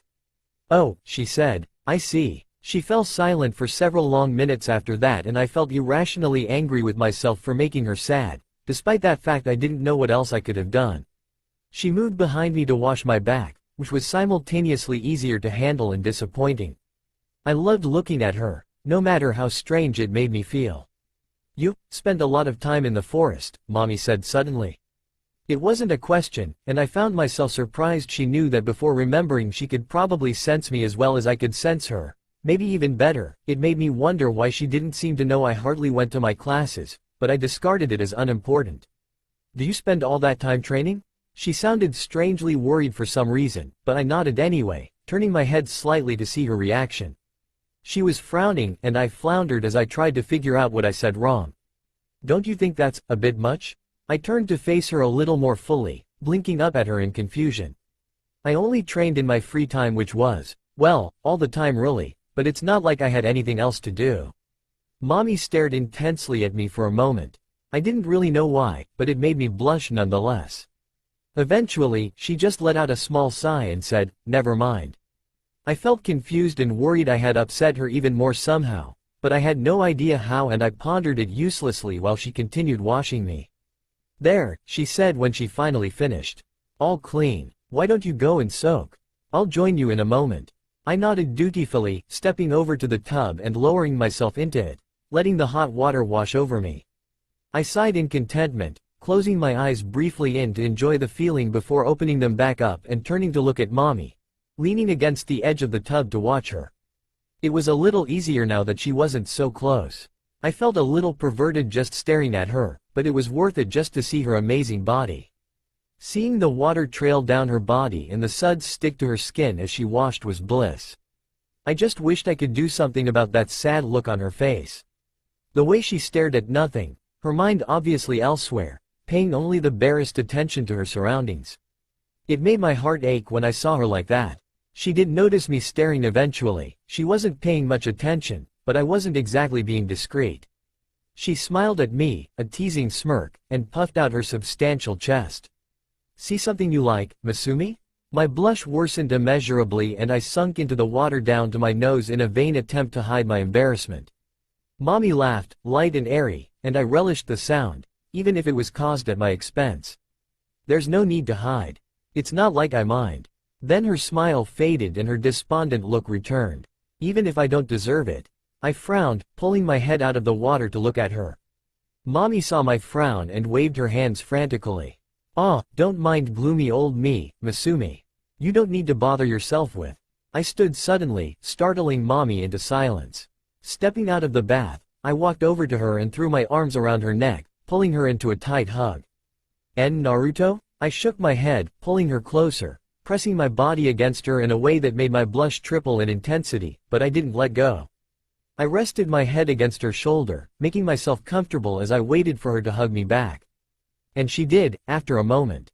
Slowly, tentatively, her arms reached around me to hold me against her, before tightening them. Another moment passed as we embraced, and then Mommy shook as she let out a sob, then another, before devolving into a mess of tears. I held her close as she cried, not daring to pull away, to let her think for a single moment that she was alone. When, after an indeterminable amount of time, the tears finally slowed and the sobs that racked her body halted, I pulled away, not much, just enough to press my forehead against hers and stare into her violet eyes. I gave her a soft smile and reached up to rest my hands against her face, brushing the last of her tears away with my thumbs.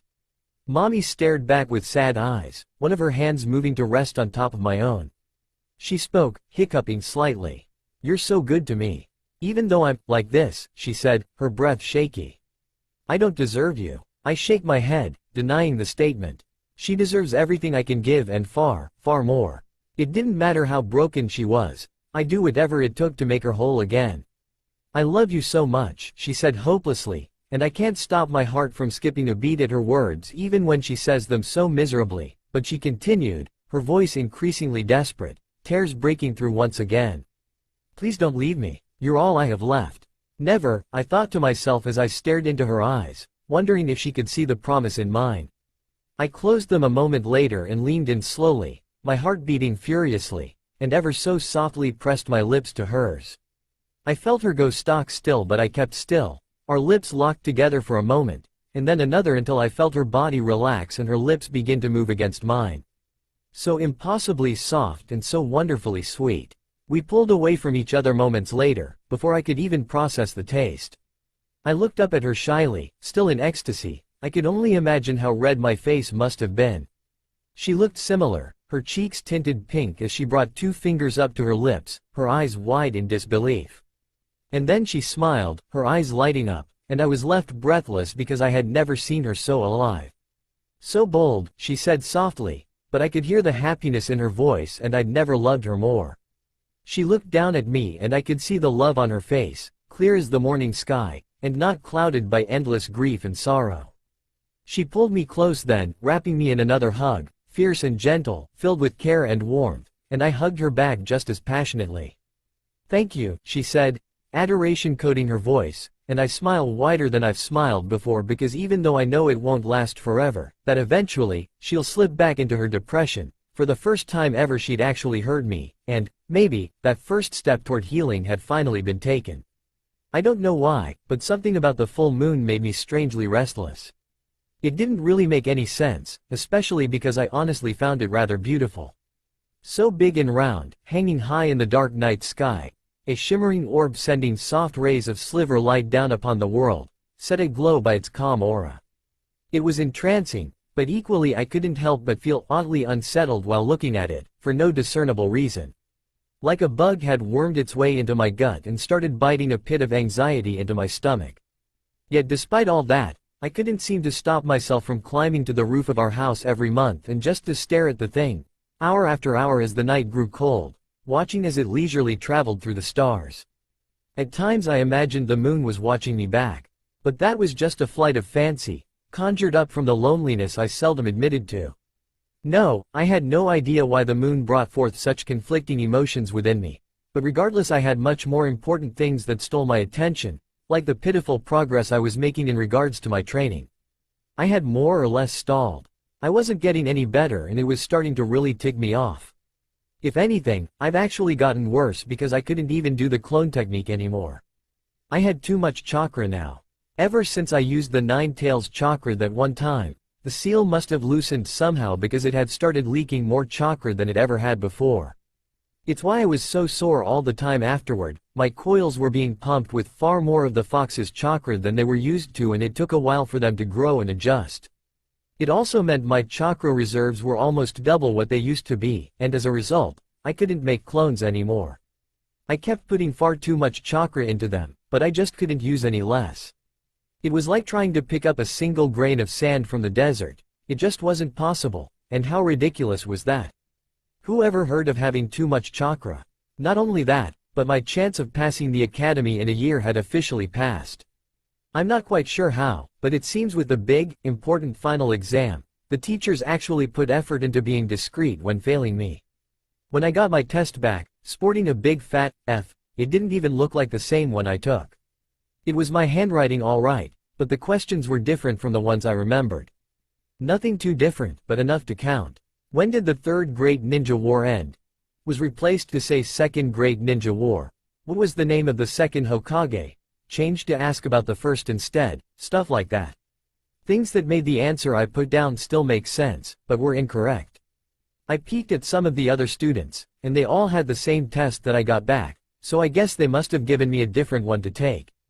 Though I'm not sure how they transferred my answers to the real test. Regardless, it meant another year at the academy. Or another year of skipping classes, rather.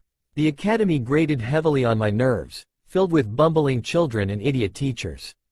I couldn't stand it, but if they were willing to go so far just to keep me from passing, I need to find another way to learn. It's not like I particularly wanted to be a ninja, not in the serve for the glory of Konoha sense at least. I couldn't care less about that. I just wanted to be strong, and becoming a genin meant having a Jonin sensei. But at this rate, I'll have to find someone else to teach me. I don't think I could survive another 3 years at the academy. I let out a sigh at the thought, looking down from the side of the shining moon to stare at the roof I was sitting on. Maybe I could ask Mommy. After all, lately, she's been, well, not better, but around. She still drank herself into a stupor most of the time, but instead of bar hopping until after midnight, she tended to just sit around at home, drinking from bottles. I honestly don't know if that's better or worse in terms of parenting, but I still loved it regardless. Well, no, I didn't like that she drank herself into oblivion, but if she was going to do it, I'd much prefer it to be at home. It's not like she's an angry drunk, not around me, at least.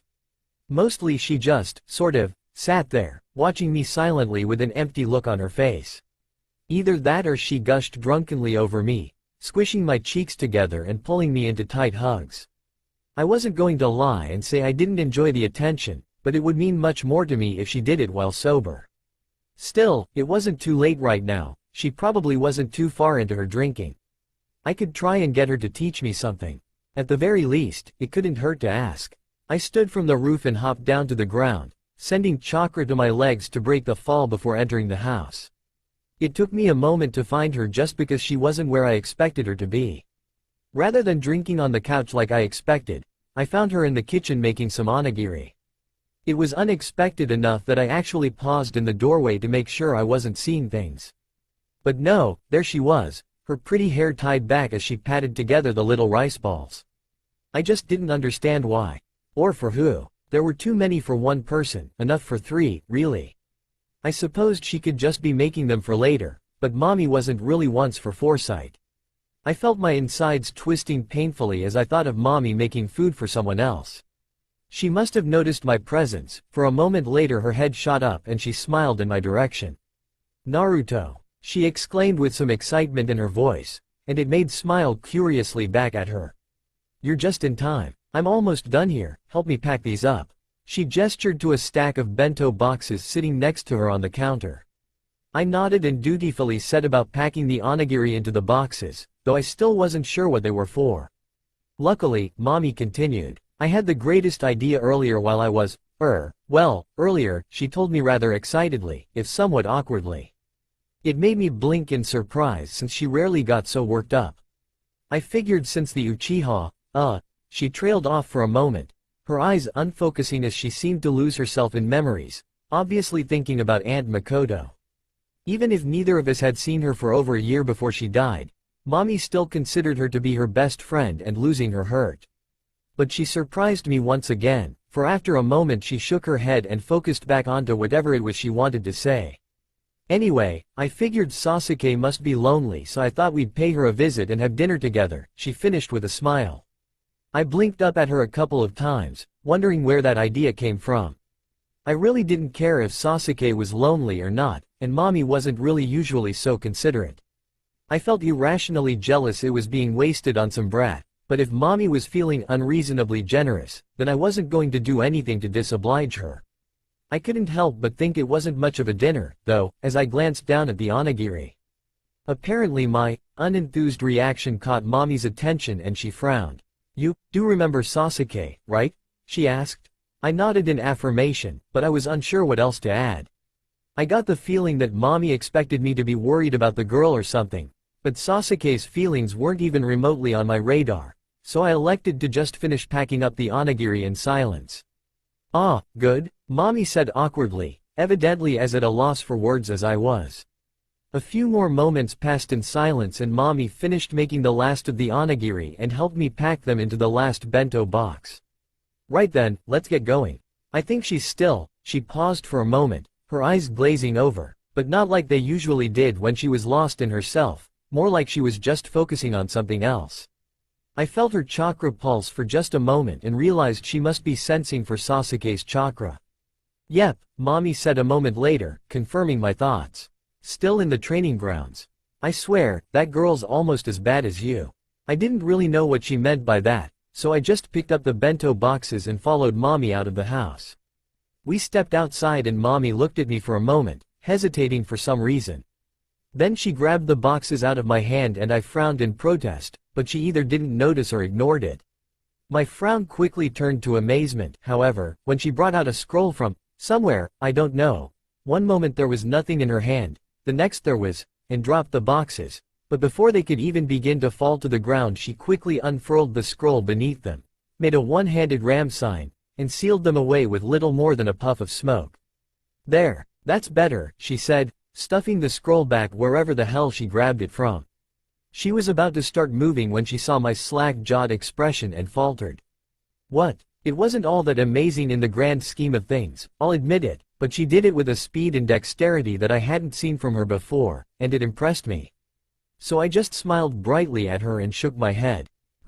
Mommy began hesitantly. When I didn't make another move, she continued. "Right, well, let's get going." She jumped suddenly, hopping up into the dense canopy of tree branches above them. I blinked in surprise at the action, then quickly followed after her. Tree hopping was a staple of Konoha ninja, but I had really only practiced it enough to keep myself from falling flat on my face, and Mommy kept a much quicker pace than I was used to.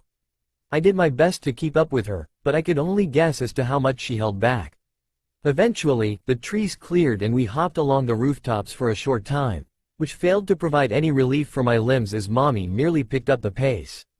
I'm not entirely sure she noticed I was struggling to keep up, but I was determined to keep pace with her regardless. Thanks to our quick pace, however, it wasn't long before we came upon another patch of trees and entered a clearing not far into it. Mommy came to a sudden halt up in the branches on the edge of the clearing and I sat on a nearby branch, finally giving my legs a chance to rest. I resisted the urge to pant, instead taking slow, deep breaths so I wouldn't appear winded. Maybe it was somewhat childish, but I didn't want Mommy to think something as simple as a bit of a run would tire me out. Mommy wasn't looking at me, though, instead she was gazing into the clearing with a faraway look in her eye, and I followed her gaze to see a girl standing in the middle of it. I would never, ever, in a million years admit it aloud, but my first thought was that she was incredibly cute. Not at all like the chubby, fussy kid I remembered. Her short, black hair was almost as messy as mine was, and even the dirt and grime covering her pale skin, likely from hours of training, didn't really detract from how adorable she looked as she scrunched up her face in a concentrated pout, holding 2 handfuls of kunai out in front of her. Quite suddenly, she jumped into the air, spinning and twirling as she tossed the kunai out towards the targets that dotted the clearing. I watched as several kunai collided mid-air, altering their trajectory only for each to land dead center in each target, some of which were somewhat obscured by trees or other foliage, before landing with only a pant. That was, actually impressive. I wanted to say that I could do the same, but I'd never actually tried to do something like that before, so I wasn't sure. It gave me a new training idea, at least. Sasuke, though, didn't look satisfied. She was scowling something fierce and stomped over to a nearby boulder and went around to the other side. I hopped over to another tree to get a better view and saw yet another target that was entirely out of sight from the previous angle. She had even managed to hit that one, though it was a bit off-center. Sasuke's face twisted into loathing when she saw it. "Damn it," I heard her mutter. Then, abruptly, she lurched for the kunai and yanked it out of the target and began stabbing it repeatedly, screaming, "Damn it, damn it, damn it," over and over again. Her sudden outburst took me by surprise, but only a little. I knew how frustrating training could be, trying to perfect that one move so you could move on to the next. I just usually broke some trees. I guess Sasuke preferred to stab things. Either that or her whole family being massacred recently could have messed with her emotional state. "Sasuke-chan," someone called out suddenly, and both me and Sasuke jumped slightly. I turned my head to the sound and Sasuke whirled around, holding out her kunai defensively to see Mommy strolling into the clearing. "Who the hell are you?" Sasuke demanded, and I frowned at the language she was using. Not that I had a problem with it in and of itself, but she was directing it toward Mommy. "It's your Aunt Kushina," Mommy replied. "Do you remember me?" From the way Sasuke's eyes narrowed in distrust, I figured she didn't. Mommy noticed too, and let out a sigh. "Well, how about my daughter Naruto? Do you remember her?" I really didn't expect her to, but a flicker of recognition passed through her eyes, though she still kept her guard up. "Naruto?" she repeated slowly. Isn't she that weird little blonde kid who never speaks? I was tempted to get offended at the description, but it wasn't exactly inaccurate, so I just let it go.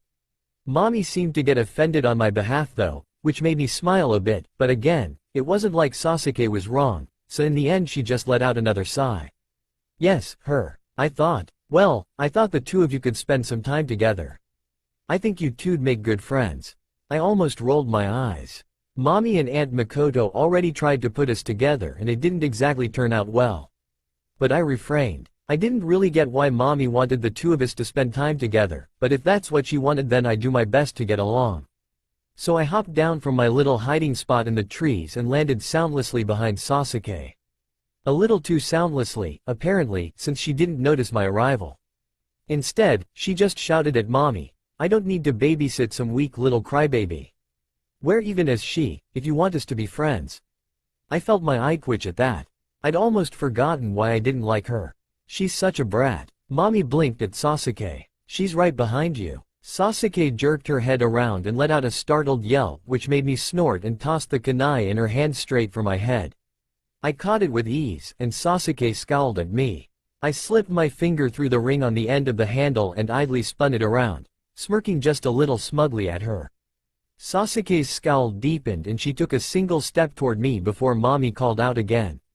"Girls." The two of us glanced at Mommy looking tired. "Please, just look," I made. She grimaced then, and I guessed she just realized that onigiri wasn't much of a dinner. "Some snacks. Why don't we all just have a little picnic, or something?" I shrunk back at her tired tone, feeling guilty. I just said I would try to get along with Sasuke, and here I was antagonizing her. I nodded lightly in acquiescence and started walking toward Mommy when Sasuke spoke up again. "No way." I turned to scowl at her and Mommy frowned. "Why not?" she asked. "Why should I? You two just showed up out of nowhere and expect me to go along with whatever nonsense you say? I don't have time for this. I need to train." Then she gave me a glare. "And I don't make friends with weaklings. Now go away." With that, she turned around and started to gather up all the kunai she'd been throwing. I looked at Mommy to see a despondent look on her face. I frowned at the sight. It made me want to go beat the crap out of the other girl, but I knew it wouldn't help. Instead, I just lightly grabbed hold of Mommy's hand and tried to give her a reassuring smile. She just looked at me with the same sad look until something flashed behind her eyes, like she'd just had an idea, and a small smile began to tug at her lips. I watched curiously as he turned back to the dark-haired girl. "Sasuke-chan," she called. I said go away, came the reply. "How about this then? You and Naruto have a little spar. If you win then we'll leave and won't bother you again. If Naruto wins, then you have to be friends." My eyes widened slightly and a grin began to stretch across my face. Maybe I would get to knock the girl around after all. Sasuke gave them an annoyed look from the other side of the clearing. "That's stupid. There's no way she can beat me. Just leave already." Mommy gave a playful smile. Fine. We'll come back tomorrow and ask you then." "No," Sasuke exclaimed. "Don't come back at all. Sorry, but you haven't won the spar. That's the rules." Fine. I'll kick her ass and then will you leave me alone?" "Of course," Mommy said with a smirk. "But only if you win." Sasuke let out a snort as she began approaching me. "There's no way I'd lose to someone so tiny," she said, conveniently ignoring that they were about the same size. "Prove it then," Mommy said, jumping back into the trees to watch. My face was stretched into a full-blown grin at this point, eager to beat the snot out of the arrogant kid in front of me. I still had the kunai from earlier and held it loosely in my hand as Sasuke broke out into a run towards me. Apparently she was looking to end it quickly and threw a punch straight for my head the moment she was close enough. I smirked as she tilted backward, avoiding the punch while at the same time extending my leg for her to trip over. The sudden obstruction took her by surprise and her eyes widened as she lurched forward suddenly and fell to the ground, barely catching herself on the way down. To her credit, she rolled to her feet quickly and glared at my smirk. "You got lucky," she bit out. My smirk grew wider, and I could tell it pissed her off. She threw herself at me once more with two quick jabs that I easily dodged. I heard her let out a tch. My eyes narrowed slightly as another fist rapidly approached my head, too fast for me to dodge. I raised my arm and parried it instead, but almost immediately another fist was heading my way. I parry that one as well, but Sasuke turned out to be faster than I thought and I saw her leg already fast approaching a collision with my side. Instead of blocking, I twisted and caught her leg with my hand, grunting a bit at the impact. Sasuke's eyes widen in surprise and I give her another smirk, tossing her leg to the side and throwing her off balance before crashing my fist against her torso. Sasuke stumbles backward, coughing slightly and only just barely managing to keep on her feet. I wait for her to recover, still smirking smugly at her and twirling the kunai in my hand, and she glares fiercely at me. I see her hand flash and several kunai fly in my direction. I quickly grip my own kunai properly and dodge the first one, blocking the rest. Sasuke's already on me by then and our kunai clash together with a clang. Sasuke growls at me and pulls back, only to swing at me again. I block her again, but Sasuke's relentless, slashing and stabbing at every opportunity. Slowly, the smirk on my face was turning into a genuine smile. She was finally fighting seriously, and she was actually pretty good. I'd bet she could already make genin. She was fast and deadly, one wrong move on my part and I could get seriously injured. But I didn't make any wrong moves. She was good, but I was better. All of her attacks were either dodged or parried, and I could see her getting increasingly frustrated until finally she extended just a little too far and I took the opening to land a harsh kick to her side. She cried out in pain and I had kicked her hard enough to send her flying. She landed roughly on the ground a couple of feet away, rolling twice as the momentum kept her moving. When she finally came to a stop, she hastily pushed herself up to her feet, her hair and clothes covered in grass and leaves, clutching her side, and sent me a scathing glare. If looks could kill, no doubt be dead right now. Sasuke's hands tightened to fists, her knuckles turning white and her whole body shook with rage.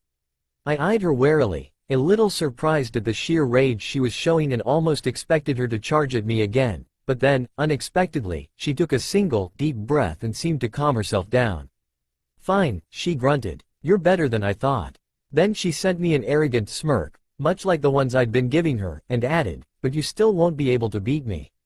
I snorted as she closed her eyes, taking several more deep breaths. I didn't know if she was just stupid or delusional, but I thought I'd made it pretty clear by now that I was better than her. I set myself in a defensive position and waited for her to regain her breath. Sasuke's eyes snapped open, red, black, Tomo, circling, spinning, twirling, dizzying. Pain erupts in my head and suddenly I'm careening face first toward the ground. I hastily caught myself at the last moment and flipped back up onto my feet and away from Sasuke, who somehow managed to appear right next to me. What the hell just happened? I press my hand against my head in an attempt to halt the throbbing, but it doesn't really work. I hold my kunai out front of me and glare at Sasuke as she smirks back at me, and then I see it.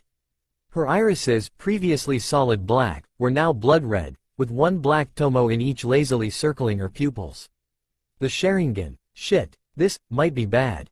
I had no idea how the Sharingan worked. Clans guarded their secrets closely, and all I've ever heard about it was likely exaggerated rumors that wouldn't help me. But if it could do even a fraction of the things I've heard, then this might not be as easy as I thought. "Well," Sasuke said, "ready to give up now?"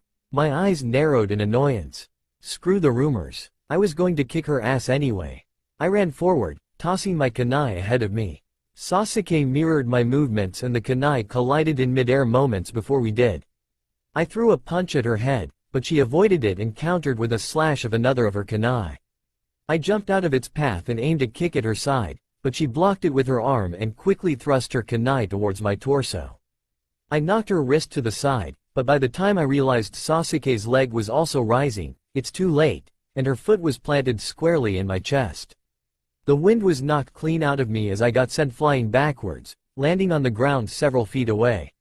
I tried to regain my breath as I stumbled back to my feet, but I noticed several shuriken flying my way and I just barely managed to twist my body in time to avoid them, only for Sasuke to once again reappear in front of me, swinging her kunai.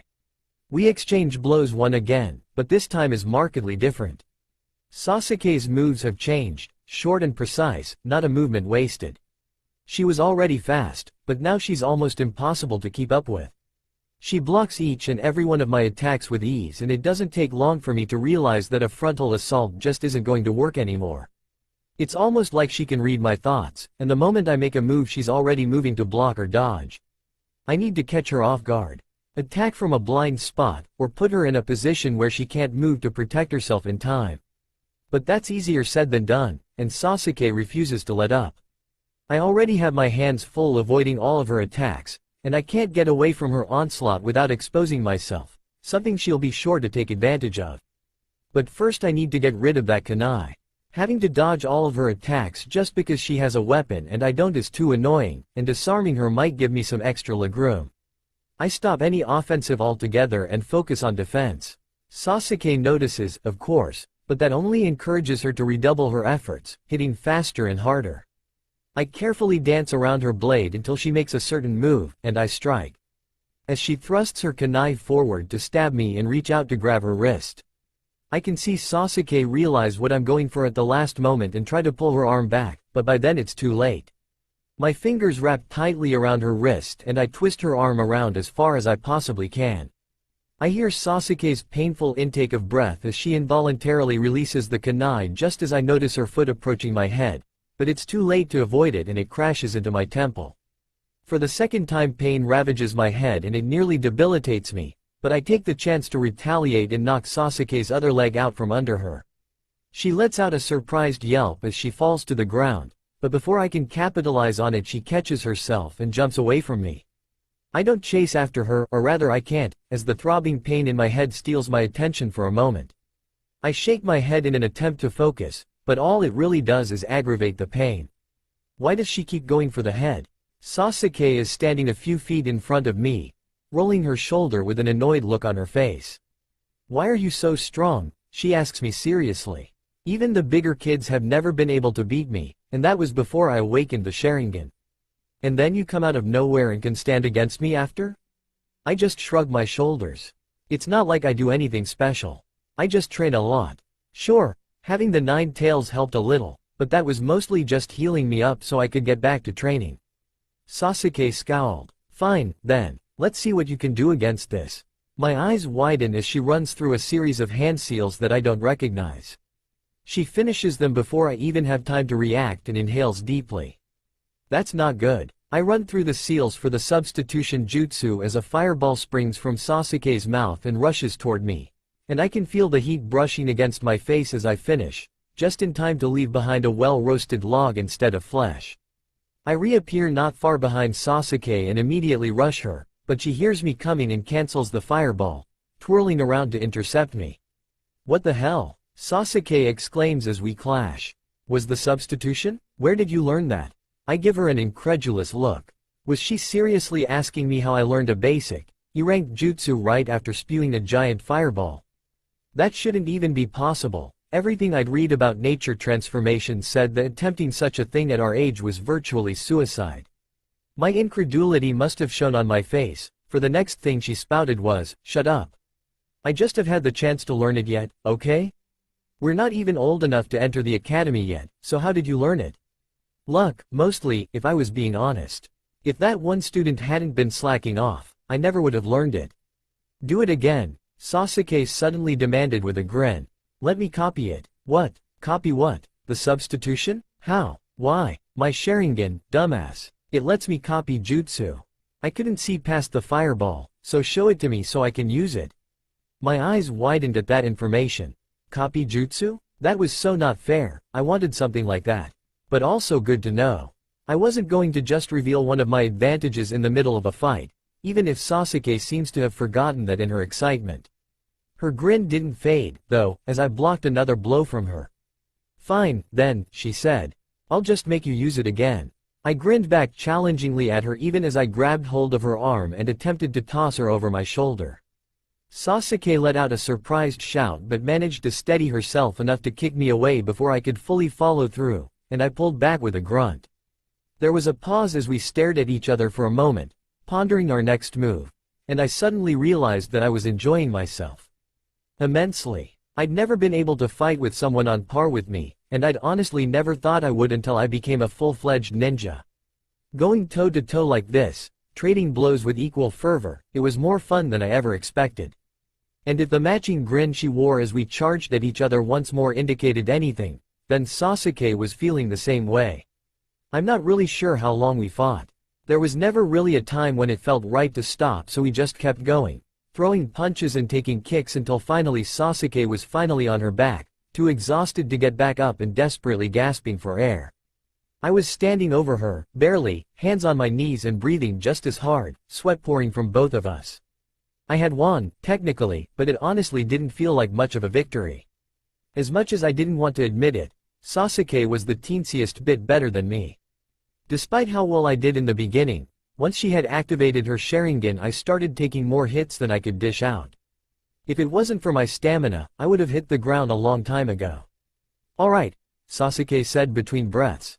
You're not that weak, I guess. I snorted involuntarily at her insistence on keeping up that arrogant attitude even as she lay on the ground at my feet. I made to lightly kick her arm, but the painful flare it caused had me crashing to the ground on my butt. Sasuke laughed at that, and I scowled at her, before kicking her for real now that I didn't have to worry about falling over. Ow. Okay, you're strong, alright? I'm sorry for calling you weak earlier, Sasuke said in response. My eyes widened slightly in surprise. I hadn't actually expected her to admit it, much less apologize for anything. She continued, pausing for a moment as she considered her words. I can't afford to slack off. And no one my age has ever matched up with me, so I just assumed. Sorry. I looked at her for a moment, looking for any insincerity, but she seemed entirely genuine. In truth, her statement hadn't even bothered me all that much to begin with beyond mere annoyance, but I nodded in acceptance anyway. Even if fighting with her was fun, it was nice to know that she wasn't always going to be a bratty kid outside of that. Right then, my stomach growled loudly, and I blushed in embarrassment as Sasuke let out another laugh. I thought about kicking her again, but decided it wasn't worth it and instead decided to look around for mommy since I knew she had food. But the only thing I saw was a blanket sat out near the edge of the clearing with the bento boxes set on top of it, and my heart sank as I realized that she was gone. Oh yeah, that person brought snacks, didn't she? I guess I'm pretty hungry too. What was her name again? Kuni, something? Sasuke looked at me, and saw my sorrowful expression. She followed my gaze to the meager little picnic setup, then looked back at me before sitting up, letting out a grunt of pain as she did so. I tried not to cry, I really did, but I was having so much fun until I noticed her absence and I couldn't stop my tears from welling up at the sharp contrast in emotions.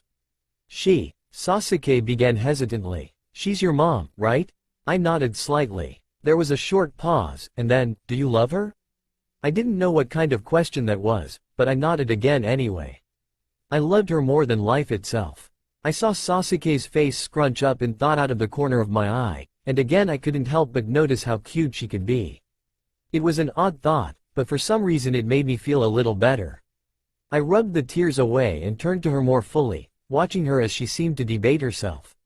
Eventually she seemed to come to a decision and looked at me with an intensity that startled me for a moment. Alright, we can be friends. But only on one condition. I tilted my head curiously at her.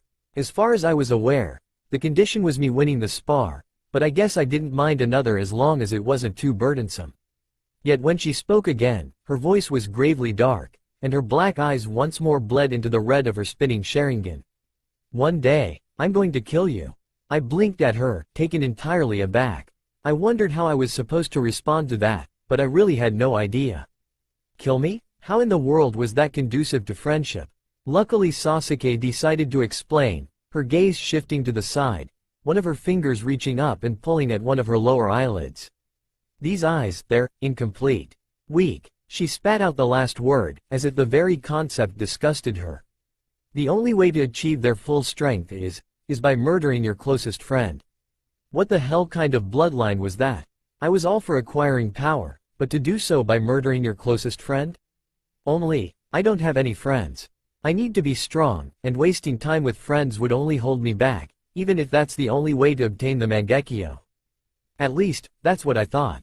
Her eyes turned back to me, the tomo twirling in her eyes. If it's you, though, maybe you can help me get even stronger. I frowned a bit as I thought over her words. I didn't know what sort of powers would be unlocked by the Mangekyo or whatever, but they must be pretty incredible if she was so willing to kill over it. But if that's the case, why even tell me about it? Why not keep it a secret and cut my throat in my sleep sometime down the line? Sasuke frowned as well. I thought about not telling you. Keeping it to myself. But if I did that, it's all I would ever think about. Every night I'd go to sleep thinking about sinking a kunai into your chest, and you'd get suspicious in no time. In the end I don't think we'd even become real friends, and killing you wouldn't accomplish anything at all. It's better to just tell you the truth right away and get it over with, I think. That way there's no secrets. Nothing to get in the way of us. And she looked away again, this time in what looked like embarrassment as her cheeks tinged red. I get the feeling you would understand. Like hell I did, I wanted to say, but then I saw the look on her face, and the turbulent storm of emotions roiling underneath. I need power. I refuse to be weak. I'll do anything to get once I have it, I'll finally be a match for him. And then, so many emotions. Rage, despair, helplessness, desperation. But one emotion dominated over all the others. One I knew all too well. A grin far too wide spread across Sasuke's face. Then we'll finally be together. Love. Pure, unbridled, desperate love poured from Sasuke, and I realized I did understand. He's perfect, you know, she breathed softly. So pretty, so kind, so strong. But there were all those awful people around, always pushing him around, telling him what to do, taking advantage of his kindness. I hated them so much I wished they'd all just drop dead. A strangled noise escaped her, like she was torn between laughing and crying. And then they did. Their corpses littered the streets, and their blood ran like a river. She laughed like the death of her clan was the greatest joke ever told, then abruptly stopped. She let out a heavy breath, visibly struggling to steady herself, yet a maddening grin remained on her face. "Do you know why he spared me?" she asked, but continued before I had the chance to respond, her fingers trailing the contours of her eye. "Because for all the power the Mangekyo has, the more you use it, the more you begin to go blind. That's what he told me. But you can get around that." Her smile twisted into something sharper, something darker. "All you need is to transplant the eyes of a close relative who also has the Mangekyo." Sasuke was lost in her own thoughts by now, and I could see the tips of her fingers digging dangerously into her eye socket. I wonder how it will feel when he plucks them from my head. Will he be gentle? Will he have proper tools on hand? Or will he just rip them straight out? She seemed enraptured by the idea, and a demented giggle escaped her lips. "It will probably hurt a lot either way, won't it? I wonder if he'll kill me afterwards.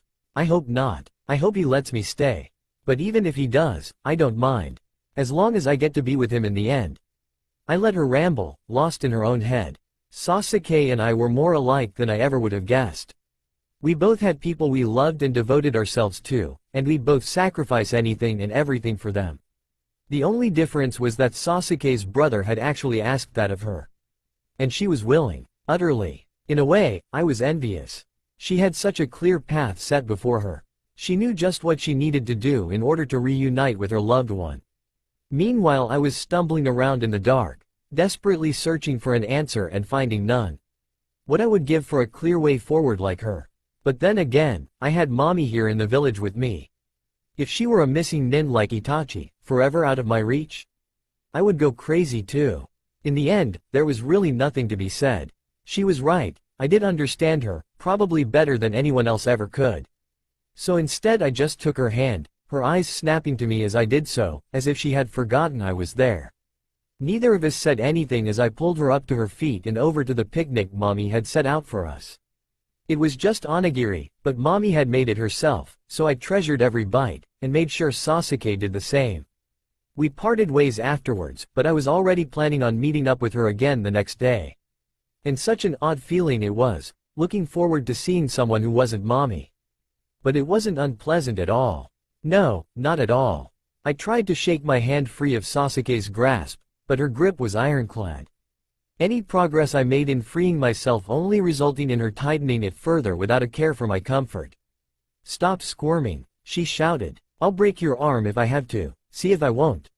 She totally would too, the jerk. I gave one last rebellious tug, but when her fingers tightened dangerously around my wrist, I reluctantly settled down and let her drag me awkwardly through the streets. "Honestly, I don't get why you're even acting like this. It's our first day at the academy. We're actually going to learn something useful. You should be excited. Unfortunately, Sasuke had yet to learn the cruel reality of the academy, and I hadn't found a good way to tell her. The two of our abilities went far beyond anything they taught at that embarrassment they called an education institute. It wasn't even close. The spars held at the academy were nothing like what Sasuke and I got up to. Not to mention the absolutely useless subjects they insisted on wasting time on, like history. Sasuke would be bored to tears before the day was even over. I whined in protest. Couldn't we just go and spar like we usually did? That was always fun. Hush. I'm not letting you leave me all alone on the first day, and I swear, if you skip out on me when I'm not looking, I'll tell Kushina. I snapped my mouth shut. It was an empty threat, but at the same time it wasn't. Mommy wouldn't do anything. We both knew that, but I'd rather die than disappoint her, and she would be disappointed to hear that I skipped my first day. A little bit, at least. Sasuke shot me a smug look, and I resisted the urge to punch it off her face. That's what I thought. Now come on. After several minutes of Sasuke pulling me along and me dragging my feet whenever I could, we arrived at the academy gate, still quite early for most kids. Sasuke finally let me go and looked up at the large building with an excited smile while I gingerly rubbed my wrist. She's such a violent girl. What do you think they'll teach us first? Sasuke asked, bouncing on her heels. Kunai techniques? Some cool jutsu? Ooh, do you think they'll teach kenjutsu? I just shook my head despairingly.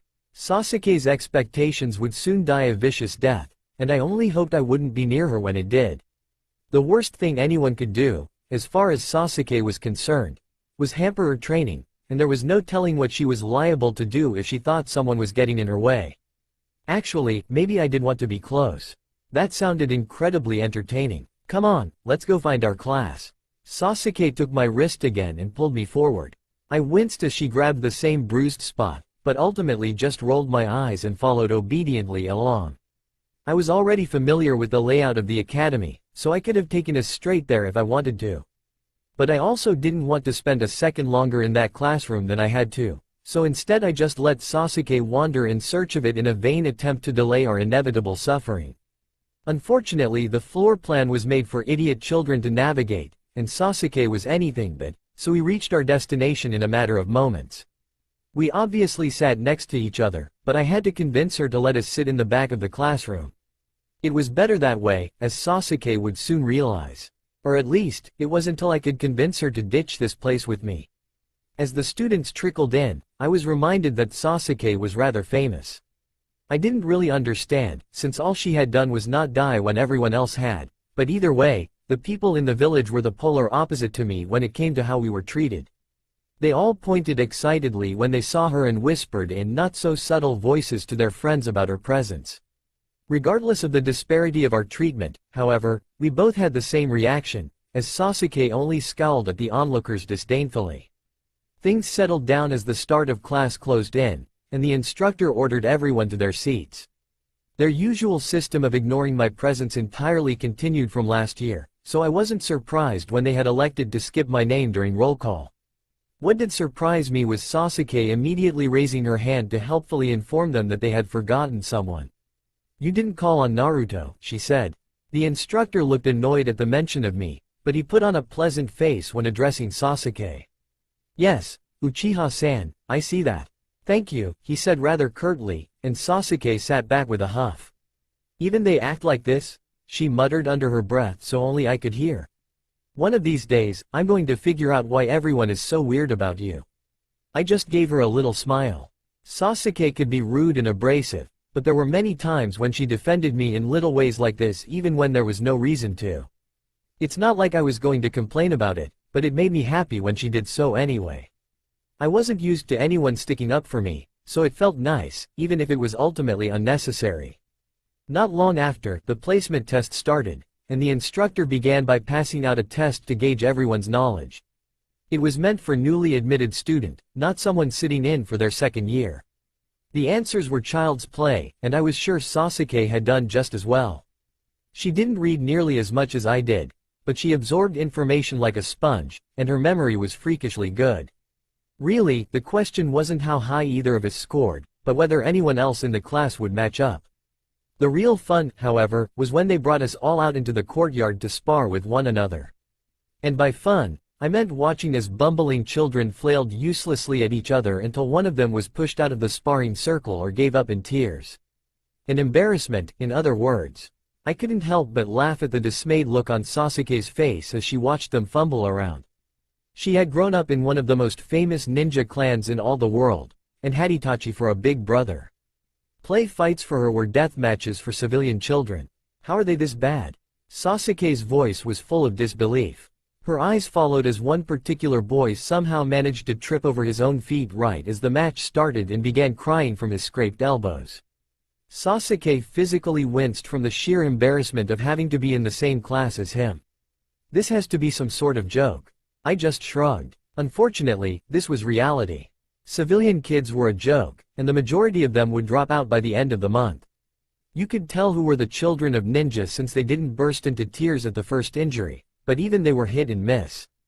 As relaxed as the place was during peacetime, the Leaf Academy was still a rigorous institution and the children were held to strict standards. For some, it was just too much. Clan kids were another matter.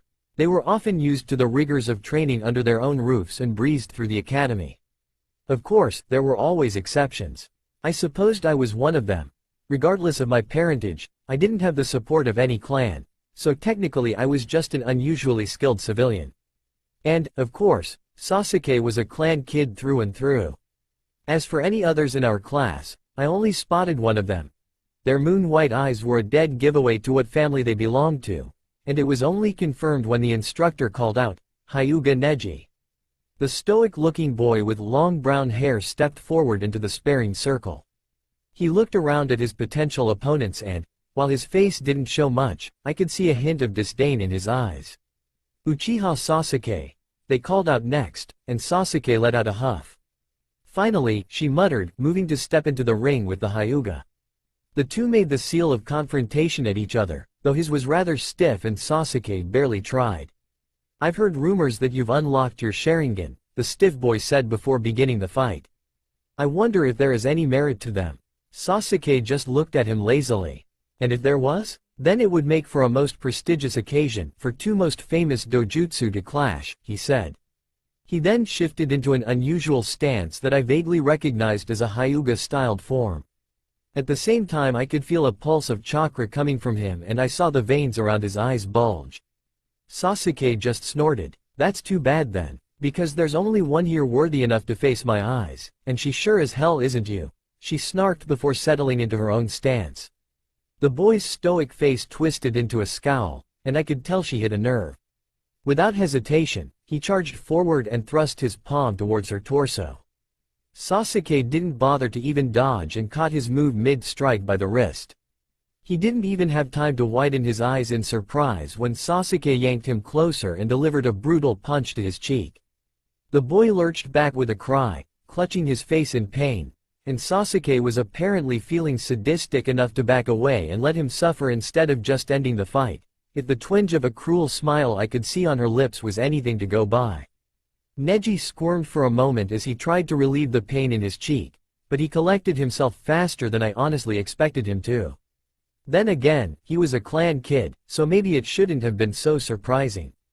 The expression on his face was downright hateful though, and he glared at Sasuke with fire in his eyes.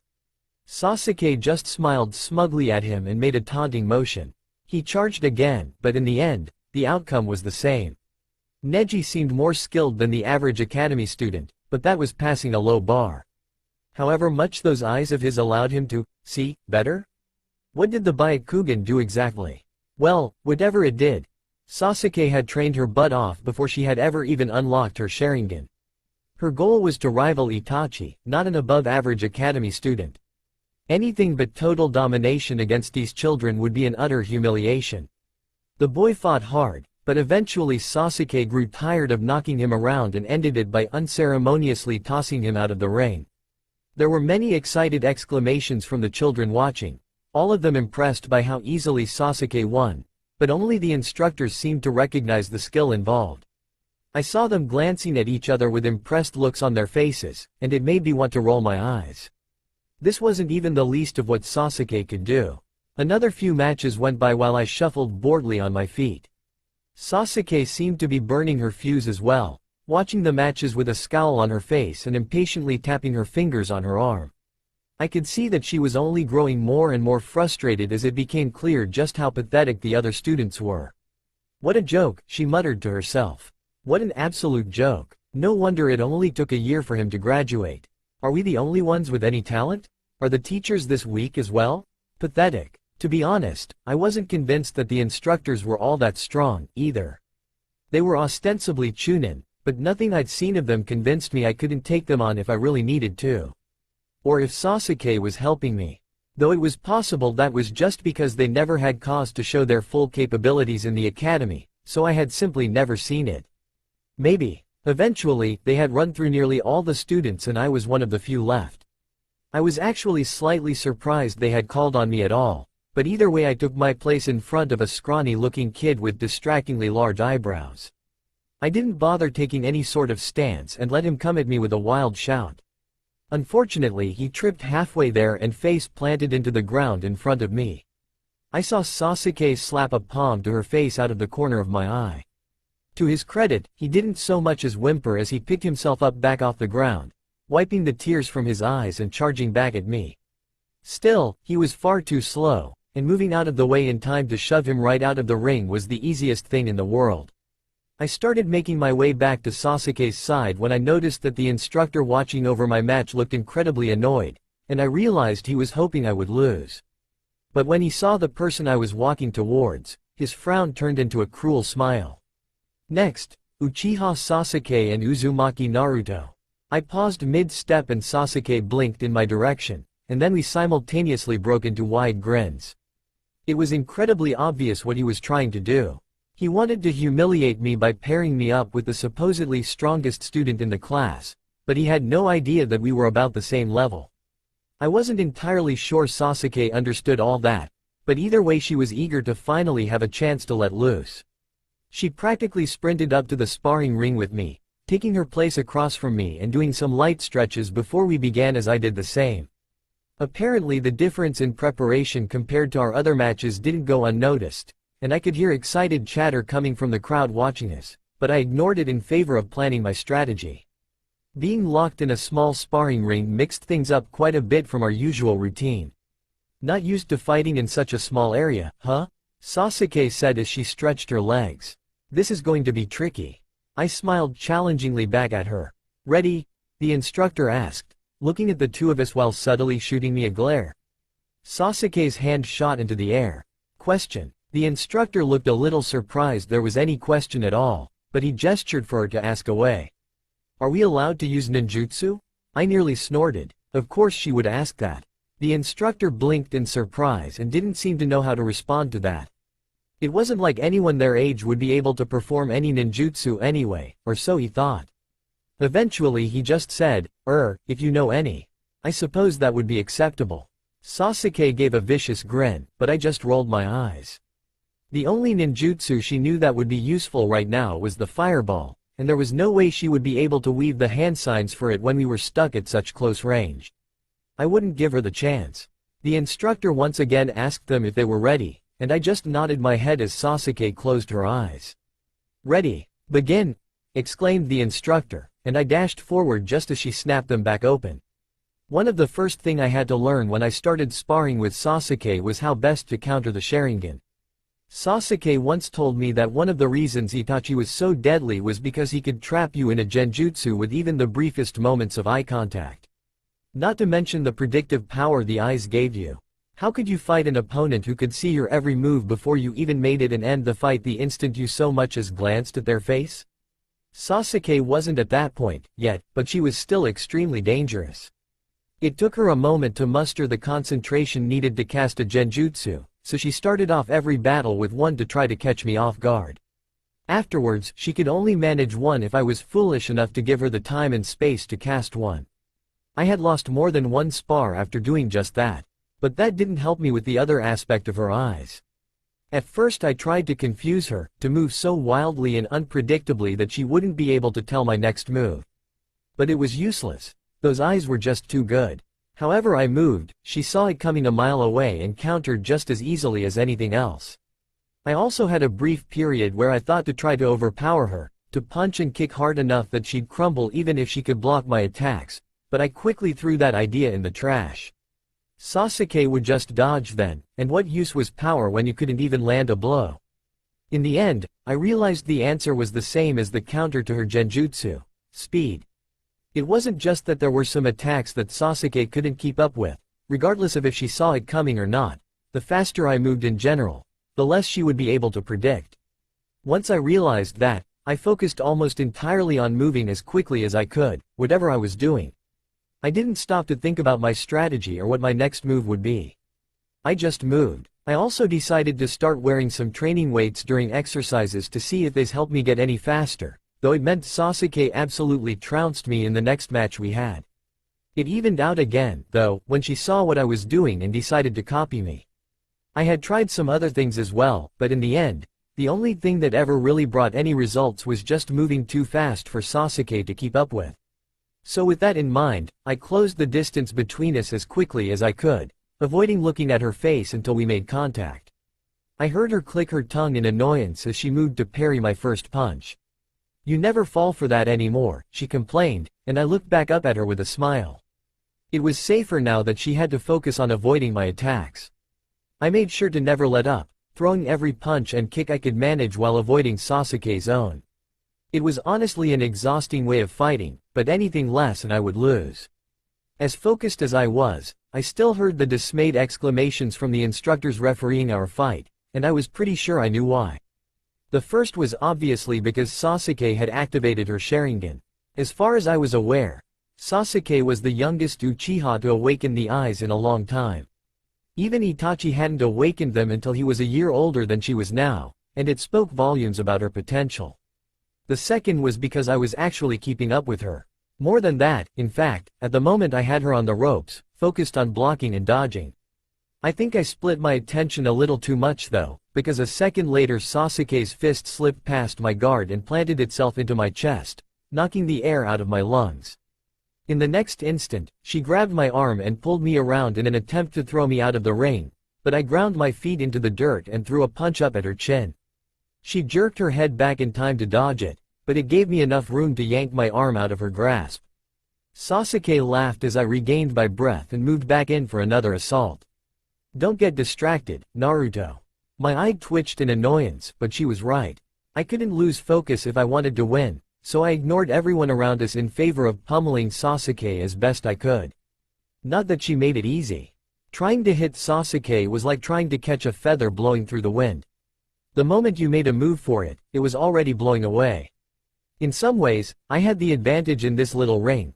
Sasuke didn't have much room to maneuver and made dodging me all the harder. Usually we would chase each other up and down the training ground as we fought, so this was markedly different. In practice, however, it didn't seem to make much difference at all, as even as I brought her closer to the edge of the ring, she just as easily slipped around me and away from defeat. It also didn't help that she kept managing to break past my own defenses and land a jab or two on me before I could keep her away. It didn't really hurt much, or rather, it was a pain I could easily power through, but it made keeping up with her all the more annoying. Sasuke had that usual arrogant smile on her face as she danced around me, and I could tell she expected to win this time. Of course, she usually thought that, but seeing that grin so close as we circled the same small area was starting to piss me off. Finally, when she made to land another hit on me, I managed to snag her arm with both my hands.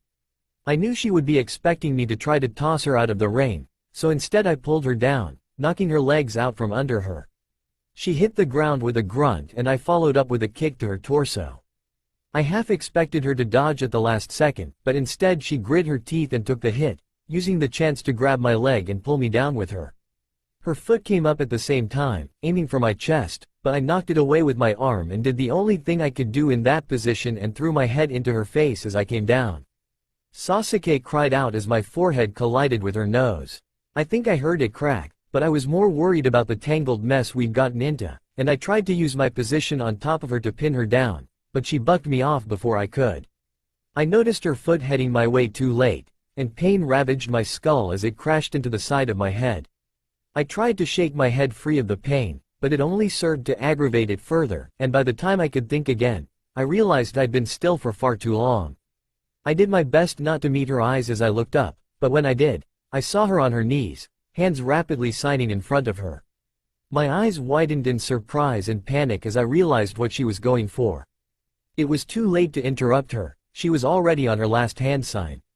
All I could do was frantically lurch to the side as a fireball burst from her lips, hissing in pain as part of my arm was caught in the flames. As I was moving, Sasuke abruptly cancelled the fireball and leapt forward, tackling me back into the ground. We both fumbled for a moment, but Sasuke recovered first and raised her fist in the air, aiming it for my face, when all of a sudden a shrill whistle pierced the air. Sasuke paused mid-strike, blinking down at me before turning to look up and around them. I did the same, taking the chance to recover my breath, and I realized that we were both outside of the ring.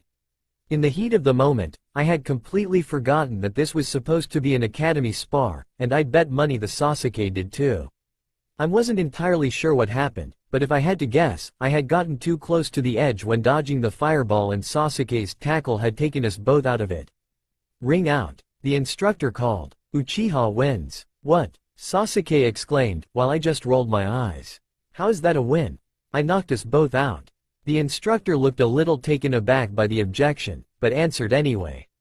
Uzumaki hit the ground first. Therefore Uchiha wins. That was garbage and everyone knew it. Any way you looked at it, this was a tie, but the instructors cared more about making me look bad than doing their job.